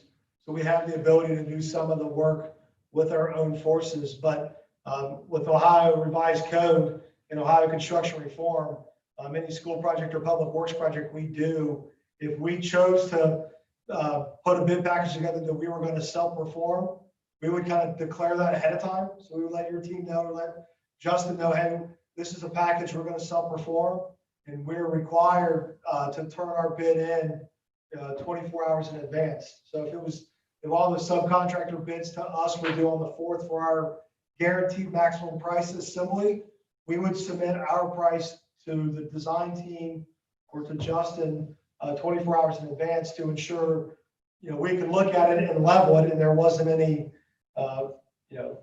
things happening behind the scenes. So it's a requirement. We do a lot of public work design building, a lot of public work CMR, and that's a requirement. We always do that to be fiscally responsible. So we'd say, hey, sometimes we just choose not to do it because our staff is busy or the type of package it is. But we have to declare that early, let you know, and submit that before our other submission. Do you think having that capability saves us any costs? I think no. I think it saves you some time maybe, but the cost-wise, the cost of the work is usually the cost of the work. There's many of subcontractors. Again, we've built 48 K-12 schools in the last 8.5, 9 years, 10 years. There's a number of subcontractors that are going to build this type of work from a masonry standpoint, a concrete standpoint, a roofing standpoint. So there's a number of contractors that are already looking to build their backlog for 2021. So we reach out to those subcontractors that we know are qualified to do the work and let the market, show the price. At the end of the day, the market's going to drive the cost. How well we do put the drawings together, how well we create bid packages. If we get 4 bids on masonry or 4 bids on concrete, and they're all pretty close together, everything equal, the low bid's going to get the job. And we would have to submit that ahead of time anyways. So yeah, there's some synergies to it, but in a project like this, and because of how you have to follow a high revised code, You let the market dictate it, and the market, the subcontractors that can do the work will drive our costs down. Yeah, I think the time frame that you're in right now, it's so competitive that having competitive bid for the local contractors helps everybody out. Okay, thank you very much.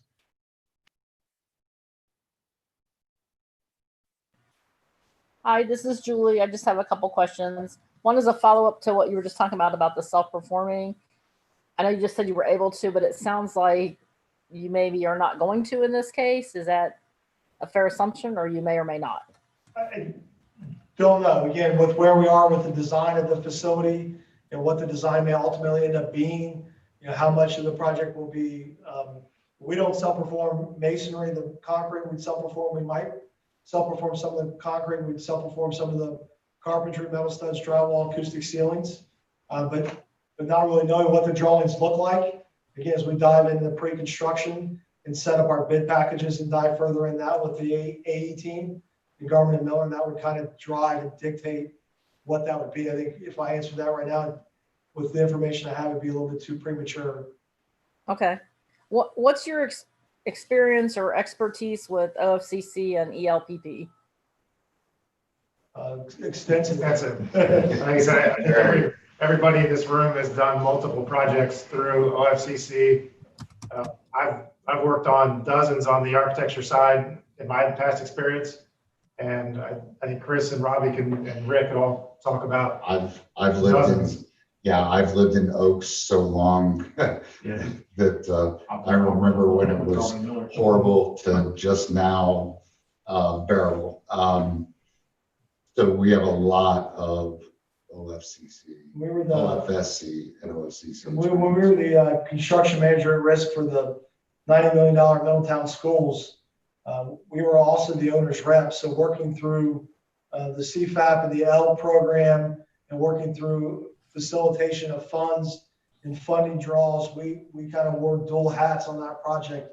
So we all understand the OFCC design manual, but the cost segregation, understanding how we allocate the cost from an accounting standpoint with your finance team to ensure, you know, maximum funds back from the state, you know, when your number comes up. Okay. And so have you ever done a project with Garmin Miller? I have Greenville projects. Okay.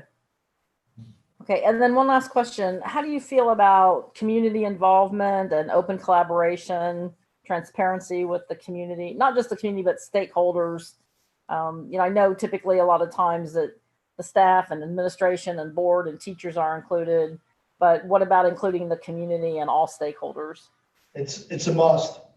You're not going to have, you want true success for a district. Again, you know, I had the pleasure and the honor of building the schools in which I grew up in and rebuilding the community that I lived in. Involvement with the community and the stakeholders is a must on any project. You know, Robbie talked about what we did at Middletown.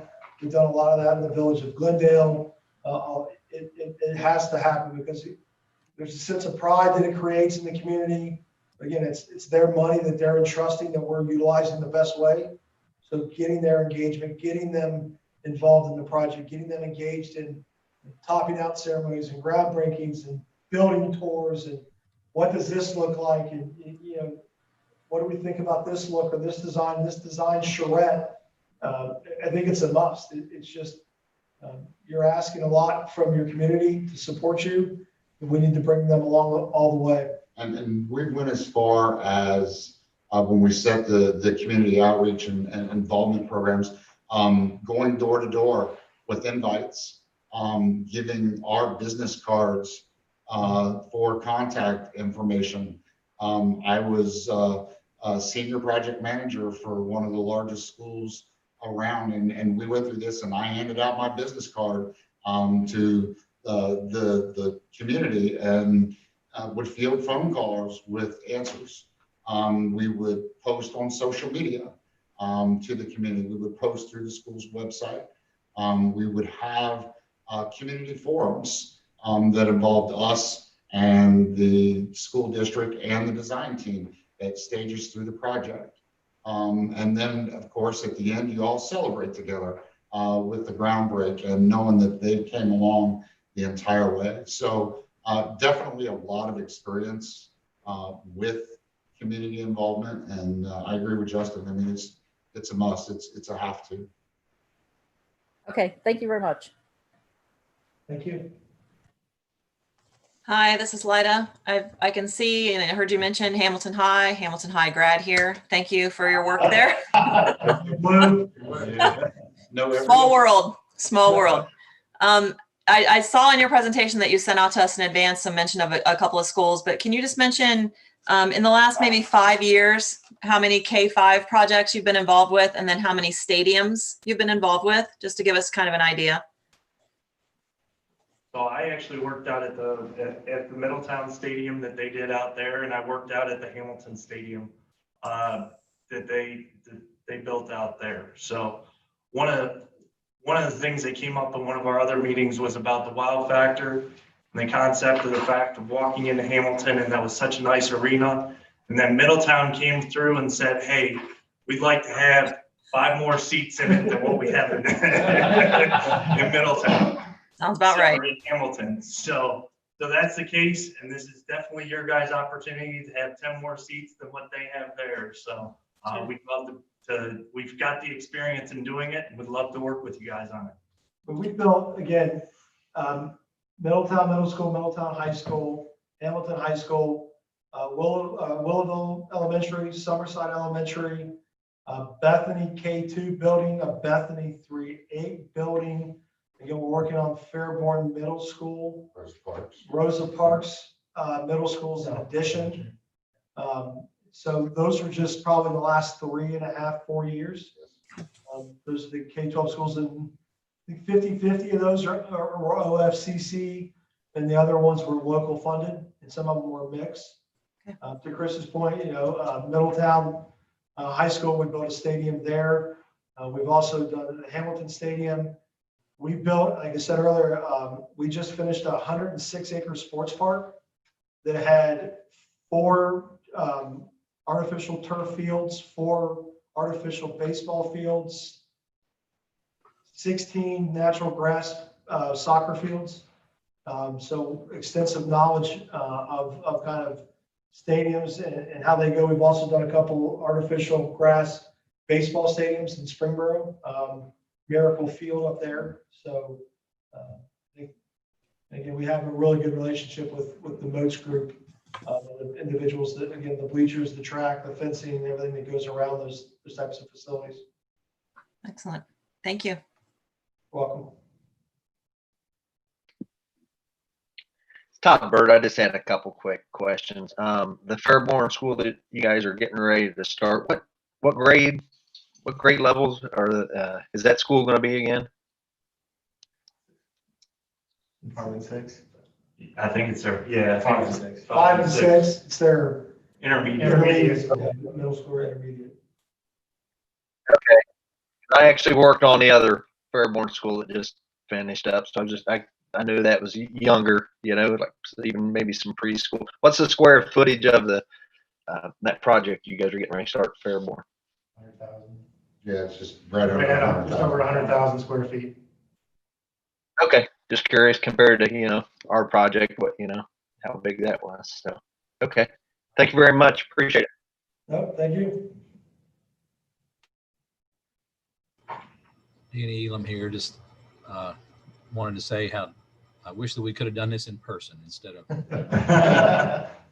Us too. Same here. But thank you for everything here that you've given us tonight. Absolutely. Thank you. Thank you. Do we have any other questions from any of the other facilities or board members?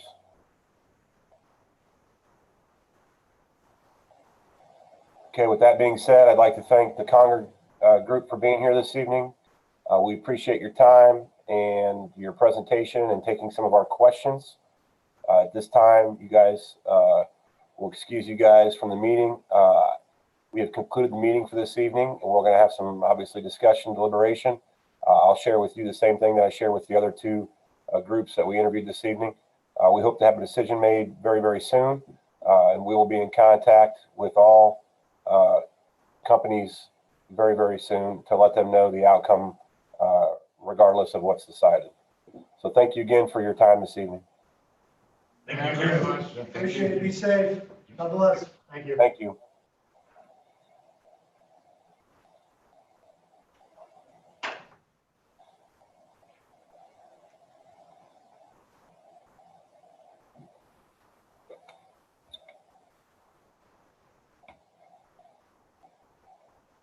Jacob and the board and committee members, are you guys good to start having some discussion on each of the three groups, or do you need a few minutes?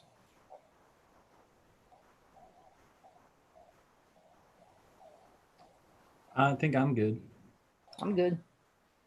Okay. We'll go ahead and get started.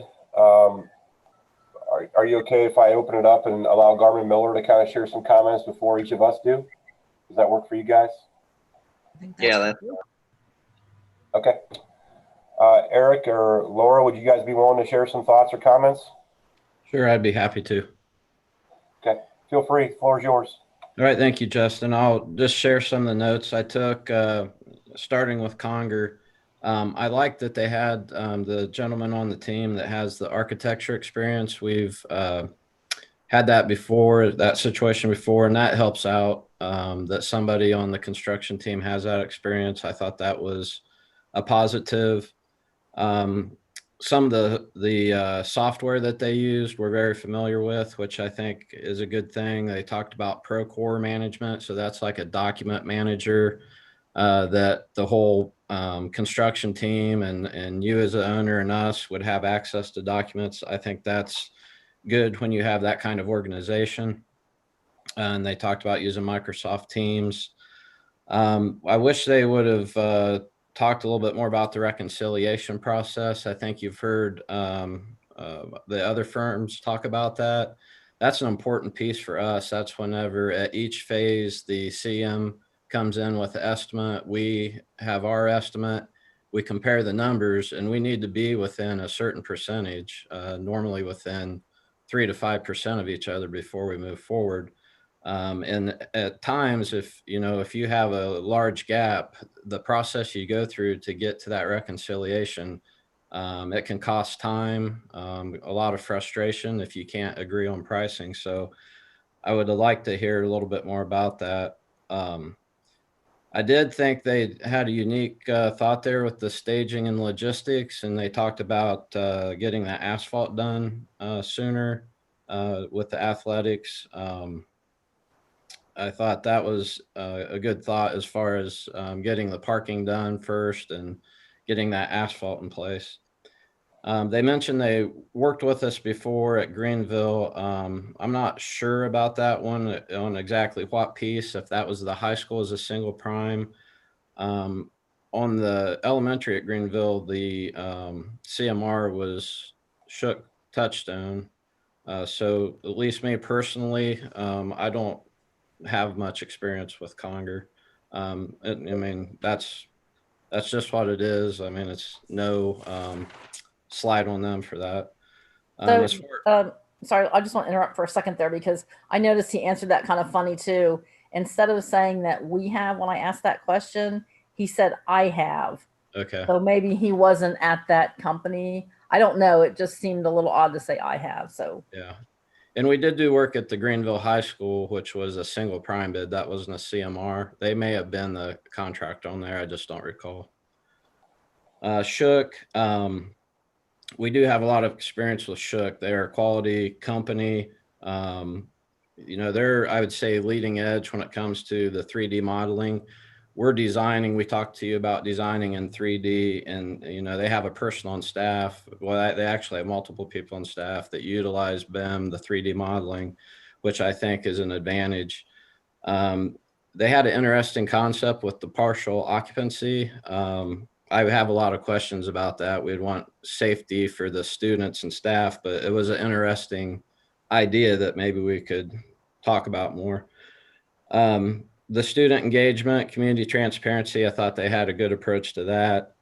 And I will say with Shook, the reconciliation process, has been a little bit, we've been apart on some of our estimating, and it's taken a little bit longer, but we're working through it as a team. We're working with them right now at West Carrollton on 2 elementaries. Peterson, again, we got a lot of experience with them, another quality company. One thing I'll mention is there's a lot of discussion about self-performing of work, and not anything that the firms answered was, there was a lot of truth to some of the answers about if you're self-performing carpentry or concrete, there's maybe not a huge advantage. Where there's advantage that I believe is an advantage is in the self-performing of masonry. In construction, there's times whenever availability of masons can be pretty scarce to try to find masons. And I'd say prior to COVID, that was an issue on a lot of projects. I don't know.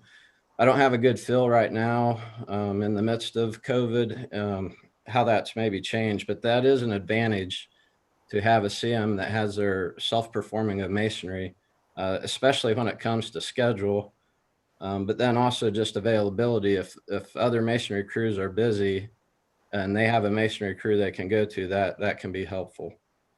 I will say too, the reconciliation process with Peterson is very smooth. We have a pretty good system with them that keeps things moving when it comes to that. And I'd say their community involvement, I thought they had a good approach to that, and I liked what I heard there. The last piece I mentioned for you to consider, in each one of those packets, each one provided pre-construction fees. And if you look, Peterson was the lowest, and it was a very significant cost, difference. And what that means for you is that money can go back into the building. So it's not the sole, thing to make the selection on, but it's definitely a significant piece. So that's my thoughts, Laura. I don't know if you want to add anything. You did great. Thank you. I guess if you had questions for us too.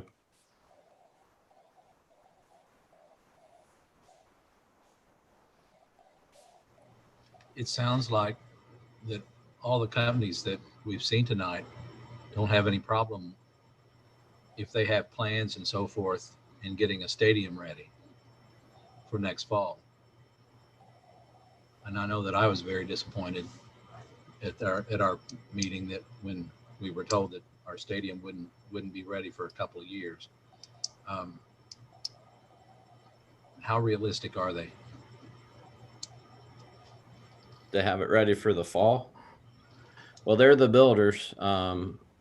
If they believe they can get it done that quickly, I think what the challenge is going to be is lead time.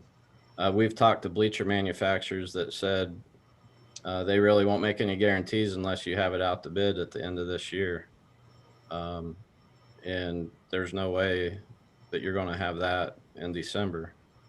But they might have some access to some vendors that we're not aware of that they can accelerate that. I think that's going to be the biggest challenge, is just the lead time on getting the things in. And then, of course, which decision you make on the field. If you stick with natural turf, it needs a little bit of growing in period or you're going to tear it up. Sure. The artificial is a much quicker, maybe you could streamline. I do think it's a challenge. I'm not sure they could get it done by the fall. That's a pretty aggressive schedule. We have a lot of utilities to get over there too.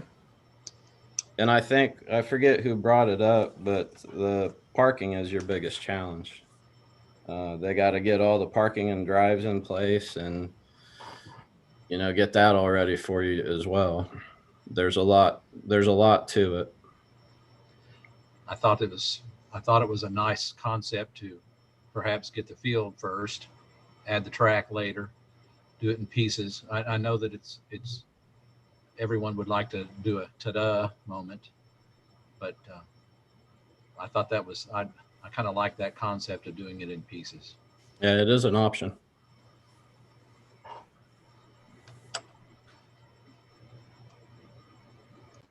Any other questions for Eric or Laura in regards to their thoughts on the three companies? Yeah, hey Justin, it's Todd. I had a couple questions. New Bremen, who was the CMR on that job? Gilbane. Gilbane. Okay.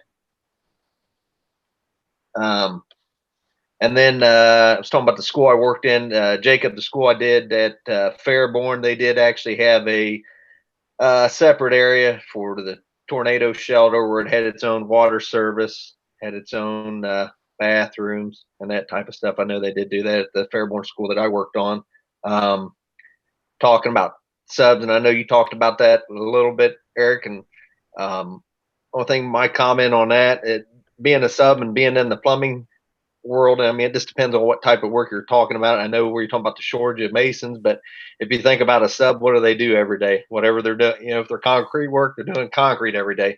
Where some of these guys that are working for, you know, they might be hanging doors. Not to say that they're not, you know, good guys, but most subs, that's what they're doing every day. So they, you know, they're, you know, I'm just saying they should be, you know, do good, you know, do good work because that's what they do every day.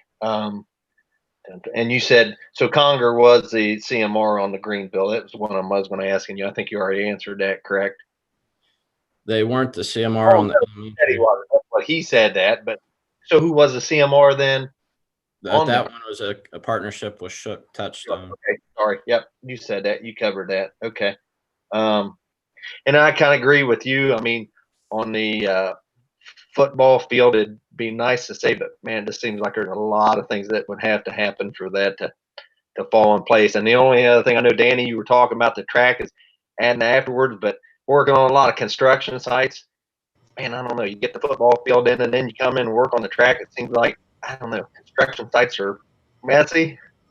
Just my thought. You know what I mean? To come back in after the fact and add a track. I don't know. Well, you get all tore up. I think you'd want. It's just my opinion. You'd want to do it all at the same time while you're in there working on it. That's just my thought. You know, working on a lot of construction sites. I know how that. You know. I only brought it up because he did. You know. Yeah, I know, and I get it, but I have to agree with Laura that there's a lot of pieces with the parking and the utilities and this. It seems like all the job sites I've ever worked on, it, you know, they take a little bit longer than, you know, you always run into problems, I guess, you know, so things take a little bit longer. So I guess that's all. Yeah, that's all I had. I appreciate it. Thanks, Eric. I just had a question for Eric and Laura. You guys might know. I know that Peterson mentioned that it's kind of a 50% or so of their business seems to be water and wastewater. For the other guys, is that the same for them too? That's a huge chunk of their overall business? I know Shook does that type of construction, but I don't know what percentage. I don't think it's that big a percentage for them. And honest, I don't know about Conger. Okay. I mean, I'm just thinking with our project in general, it seems like we have a lot of water and wastewater things that are going to be involved. So that might be an advantage to have someone who kind of knows about that kind of stuff. So Sure. I don't know. It just seemed like if other people had that same advantage, that would be worth us considering it. Mm-hmm.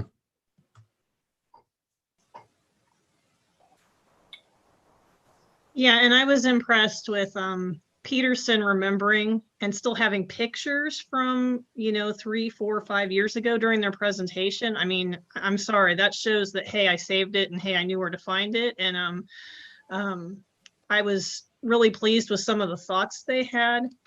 Let me pull up my notes. For instance, they said, what if we could reuse the playground? I mean, that's not a normal thing.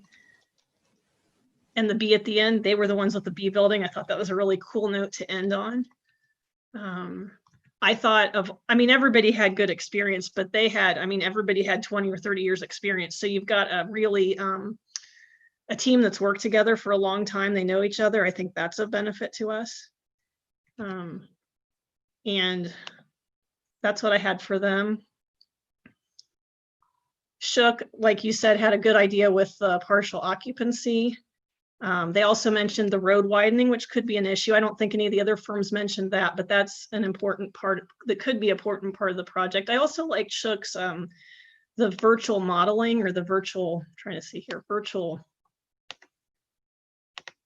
the virtual construction modeling they showed. I thought that was pretty neat. And that may have been the BIM you mentioned. I don't know. Is that the same thing, Eric?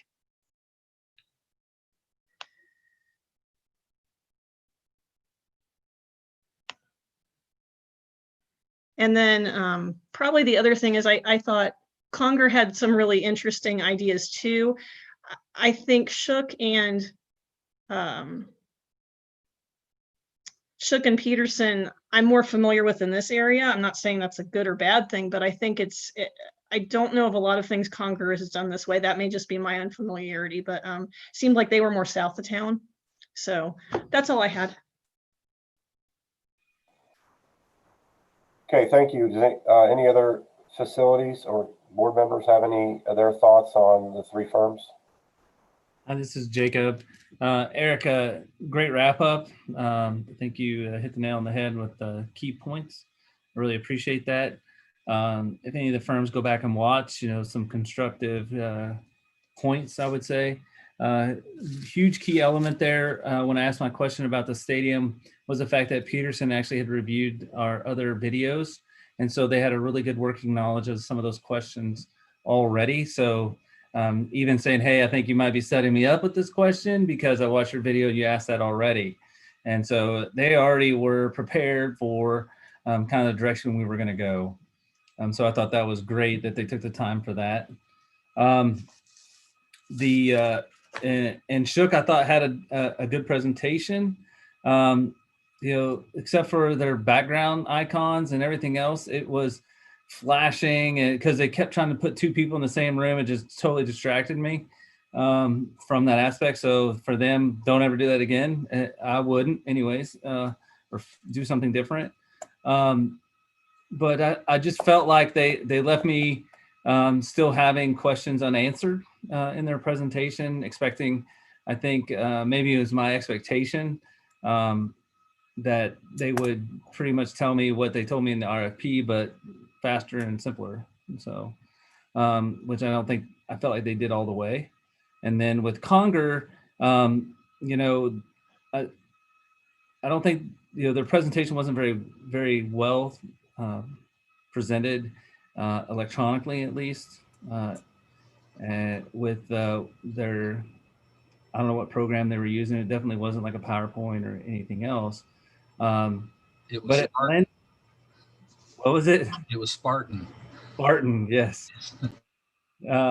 So I just thought that was very unique. It really didn't have a whole lot of information other than the words that they read to us from whatever they had previously prepared. So you could definitely tell that they were reading it. But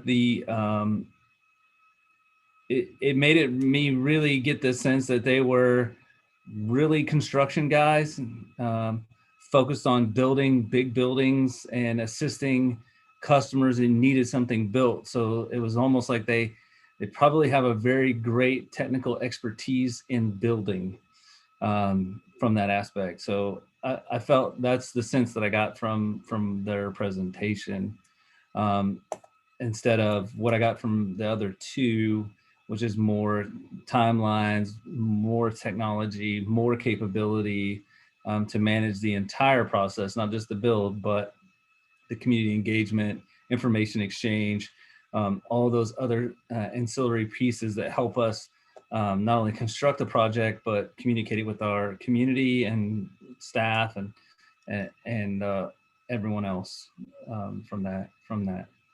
But I felt like Peterson, really led the charge here tonight. Okay, thank you for those thoughts. Any other facilities or committee members, or excuse me, facilities or board members have any comments? Well, this is Julie. I'll go next. So I guess just go straight in order, starting with Peterson. I really like their experience as well. I think somebody already mentioned that, maybe Lori. And I felt like their answers were reasonable. They weren't trying to say they would do more than could be done. they, you know, the answers were more thoughtful, and so I kind of like them. They had a lot of experience and expertise. Some of the answers, you know, like I asked about a community involvement, they all love that. So not much there. But what I was really looking for there was for somebody to say we would go out to the community. So I think Conger actually said that. So I'll go to them next. I, like Jacob, was kind of caught off guard by not having a presentation.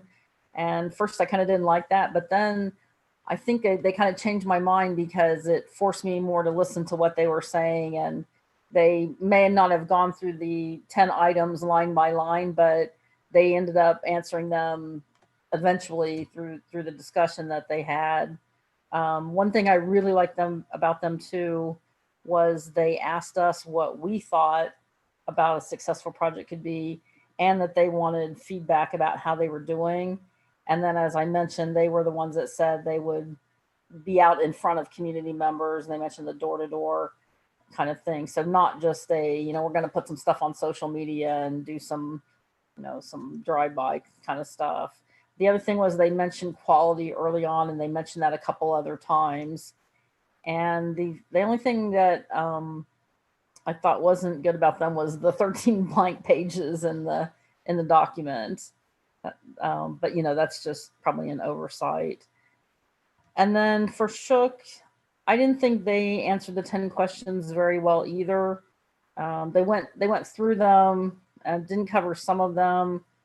And then I felt a lot like they were talking more about themselves.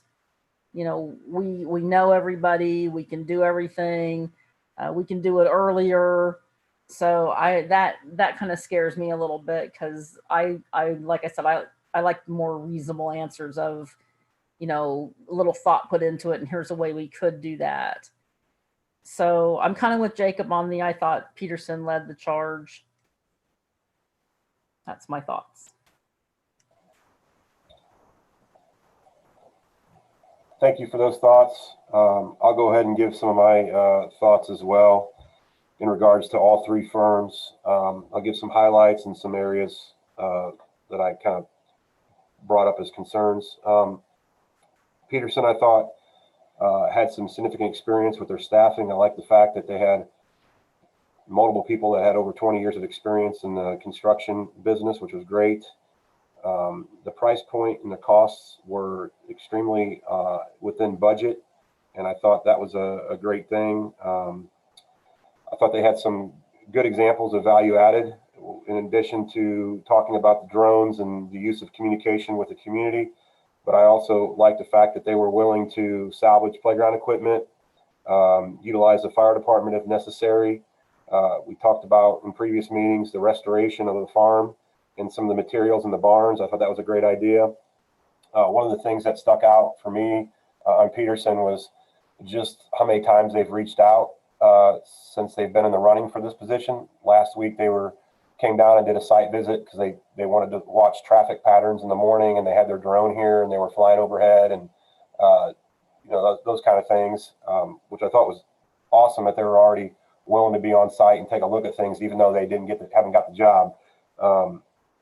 And they were doing multiple phone calls to check in. Shook, I like the fact that they had some building level or company level core values, which were kind of in line with some of the things that we're trying to implement here in our district. I like the fact that they had local relationships. I think that was nice. They did have experience with ELP projects and other various building projects. I like the fact that the BIM modeling was one of their strengths. I think that's going to be really important with communication to community. And I like the fact that Garmin Miller mentioned that both Peterson and Shook have fairly decent reconciliation processes. One of the things that concerned me in regards to Shook and Conger, if you would look at their budgeting, I'm not a math major, but if my math serves me correct, I think Shook was right around $820,000 more than Peterson, and Conger was even more expensive than them. And so I understand they said there's some give and take with being able to get the best price possible with subcontracting. that just seems like a lot of money to make up with bidding processes. So that was a little bit concerning. Conger, they were more expensive than Shook. They didn't really have a formal presentation, but as Ms. Reese mentioned, it did force me to focus in on more on what they were saying and not necessarily just look at the presentation, although I am more of a visual presentation learner. I thought their community engagement plan was pretty good. It was outlined. And I thought Shook and Peterson both had good community engagement programs as well. I just didn't know as much about Conger. I'm going to have to continue to go out and make some additional phone calls if that's the direction that we need to go in or decide to go in to kind of learn more about them. So if I had to rank them, I had them ranked Peterson 1, Shook 2, and Conger 3. Thank you. Anyone else care to share their thoughts? Yes, but I won't go into all three. Peterson, I thought I was glad to see the contingency return percentages on there, a number of them. And I like their family aspect that they were talking about. They seem like no nonsense types. And I've seen the Jackson Center building, and it's really nice. I like that example. And thank you, Eric, for pointing out that the difference to me in the cost savings that you were mentioning. Thank you. I had them as my number one also.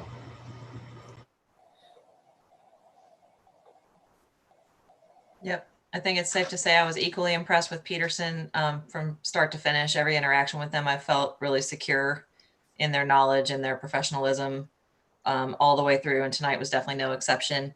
I liked Shook. There were a lot of things that they had to say that were good. But again, much like Justin pointed out, pricing wise for them and Conger was just a negative that it's going to be really hard to surmount. I don't think they showed me anything that was going to make me go, oh, well, that's worth it. I didn't see anything that swayed me enough to get past that. Eric, you did point out some great things with the architect being on board, and I did note that, but I'd kind of forgotten about it. So that's good. And the software for their management of things.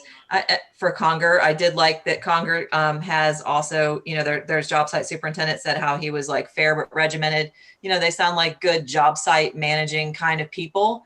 And that's really important. And that is exactly what we're looking for here. But again, at the cost, I feel like Peterson has that too. So for me, I just feel like it's going to be a Peterson decision, but for me, Conger is my number 2. So that's where I'm at.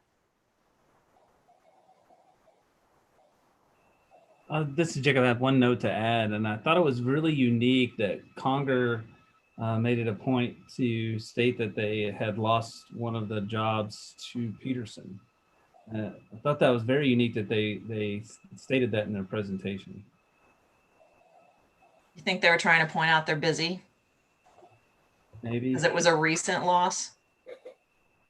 Right. Or, it also is like, well, what were they doing that makes somebody want to, that they're already building for one school and that same school, it sounded like chose another CMR to continue on with the construction project. So that threw up a red flag for me. I could understand if they were bidding out of us versus the school they were already working on, but the same school picked another CMR. So I thought that was a red flag.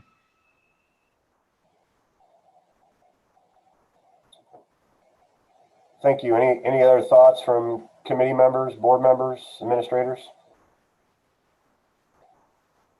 I would like to hear Caleb and Rick if they have any comments. He's gone now. Yeah, this is Rick. The two things that I flagged was the Peterson the contingency. They'd mentioned that they're returning between 85 and 100% of their contingency money. And then if you look at the pricing, they are more comfortable assuming the risk, and they're taking out the least contingency and then returning it. So that was a good point. And then the other thing with the Shook, the pre-construction drawings to get the best bid price. Good point. I've seen drawings come in and we just throw money at them. It's like, well, what happens here? Well, we can't tell. That's not on the drawing. You know, add $10,000 to cover that little thing, and we got another little problem with the drawing over here. So add more money. But I'm not sure if that's once again worth the difference in the price. I don't know that Peterson is going to have a problem with their drawings. That's going to generate, you know, the extra cost. Those were my 2 points. Eric, thank you also for the comment about masonry, because we're putting an addition on my kid's house and we can't find a mason. So I think that's a great point to have it in-house like that.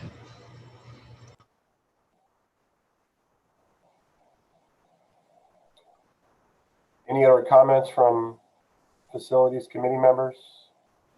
This is Caleb. I guess the only other thing I'd echo there a little bit is what Rick was kind of getting into there. You know, I mean, yes, the RFQ does somewhat favor Peterson. However, it doesn't necessarily look like, as we are comparing apples to apples, when we get into that sheet, it's not necessarily as much apples to apples as the amount of hours that are being dedicated to different things changes pretty significantly between the two. So and I guess along that same point, though, is Peterson's drawings going to be any better than Shook's or vice versa for what we're getting there? But as far as the actual form of the rating, I think everyone's gone over everything there already.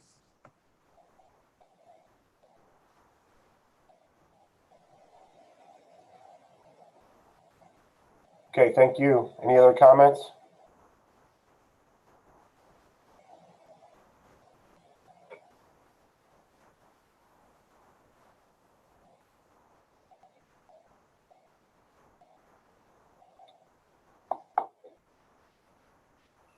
Justin, doesn't seem like we have any. What's our next steps? Just kind of outline that. Oh, I think next steps will be, we're going to need to, facilities committee is going to need to make a recommendation to the board as far as who you guys want to consider for hiring for your CMR. Do you think unless the facilities committee feels that's different.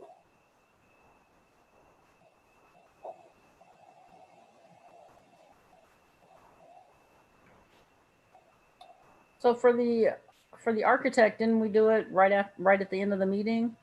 You know, That's why, I mean, it could be done this evening if people feel like they have a clear number one or a majority number one.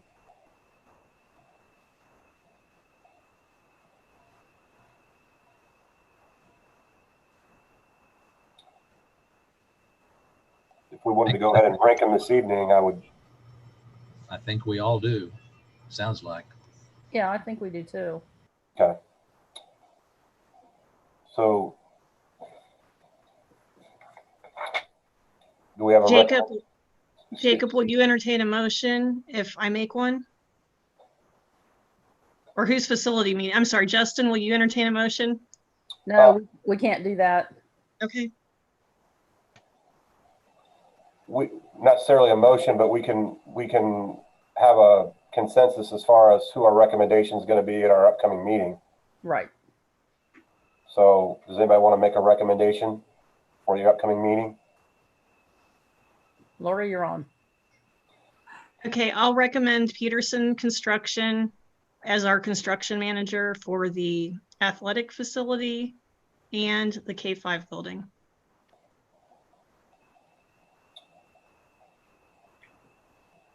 I would agree with that recommendation. This is Julie. I would agree. This is Brennan. I would agree. I agree.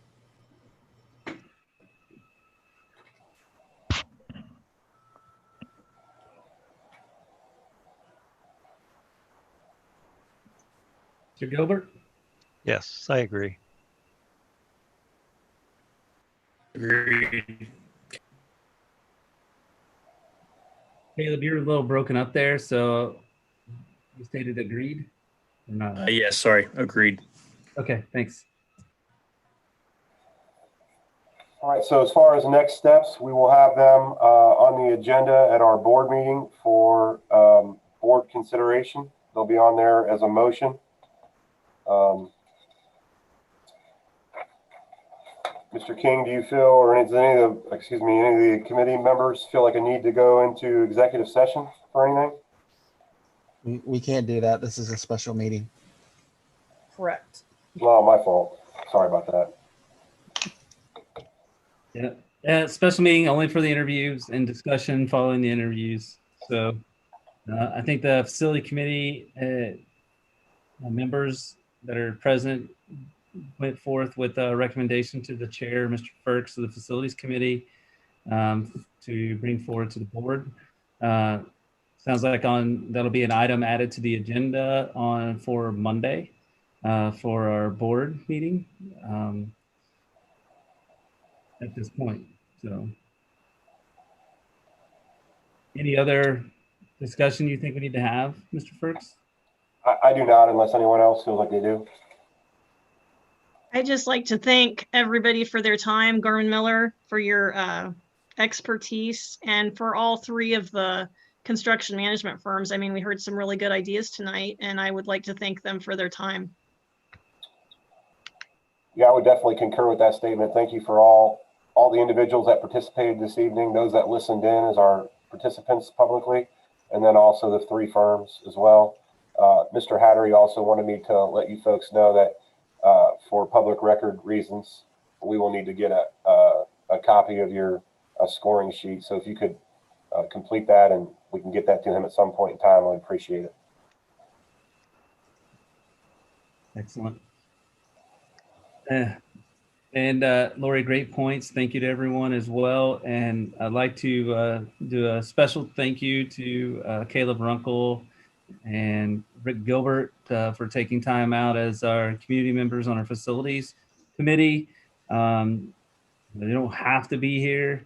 I really appreciate you putting in that extra time to support our community. So thank you for your time and effort in this entire project for some time now.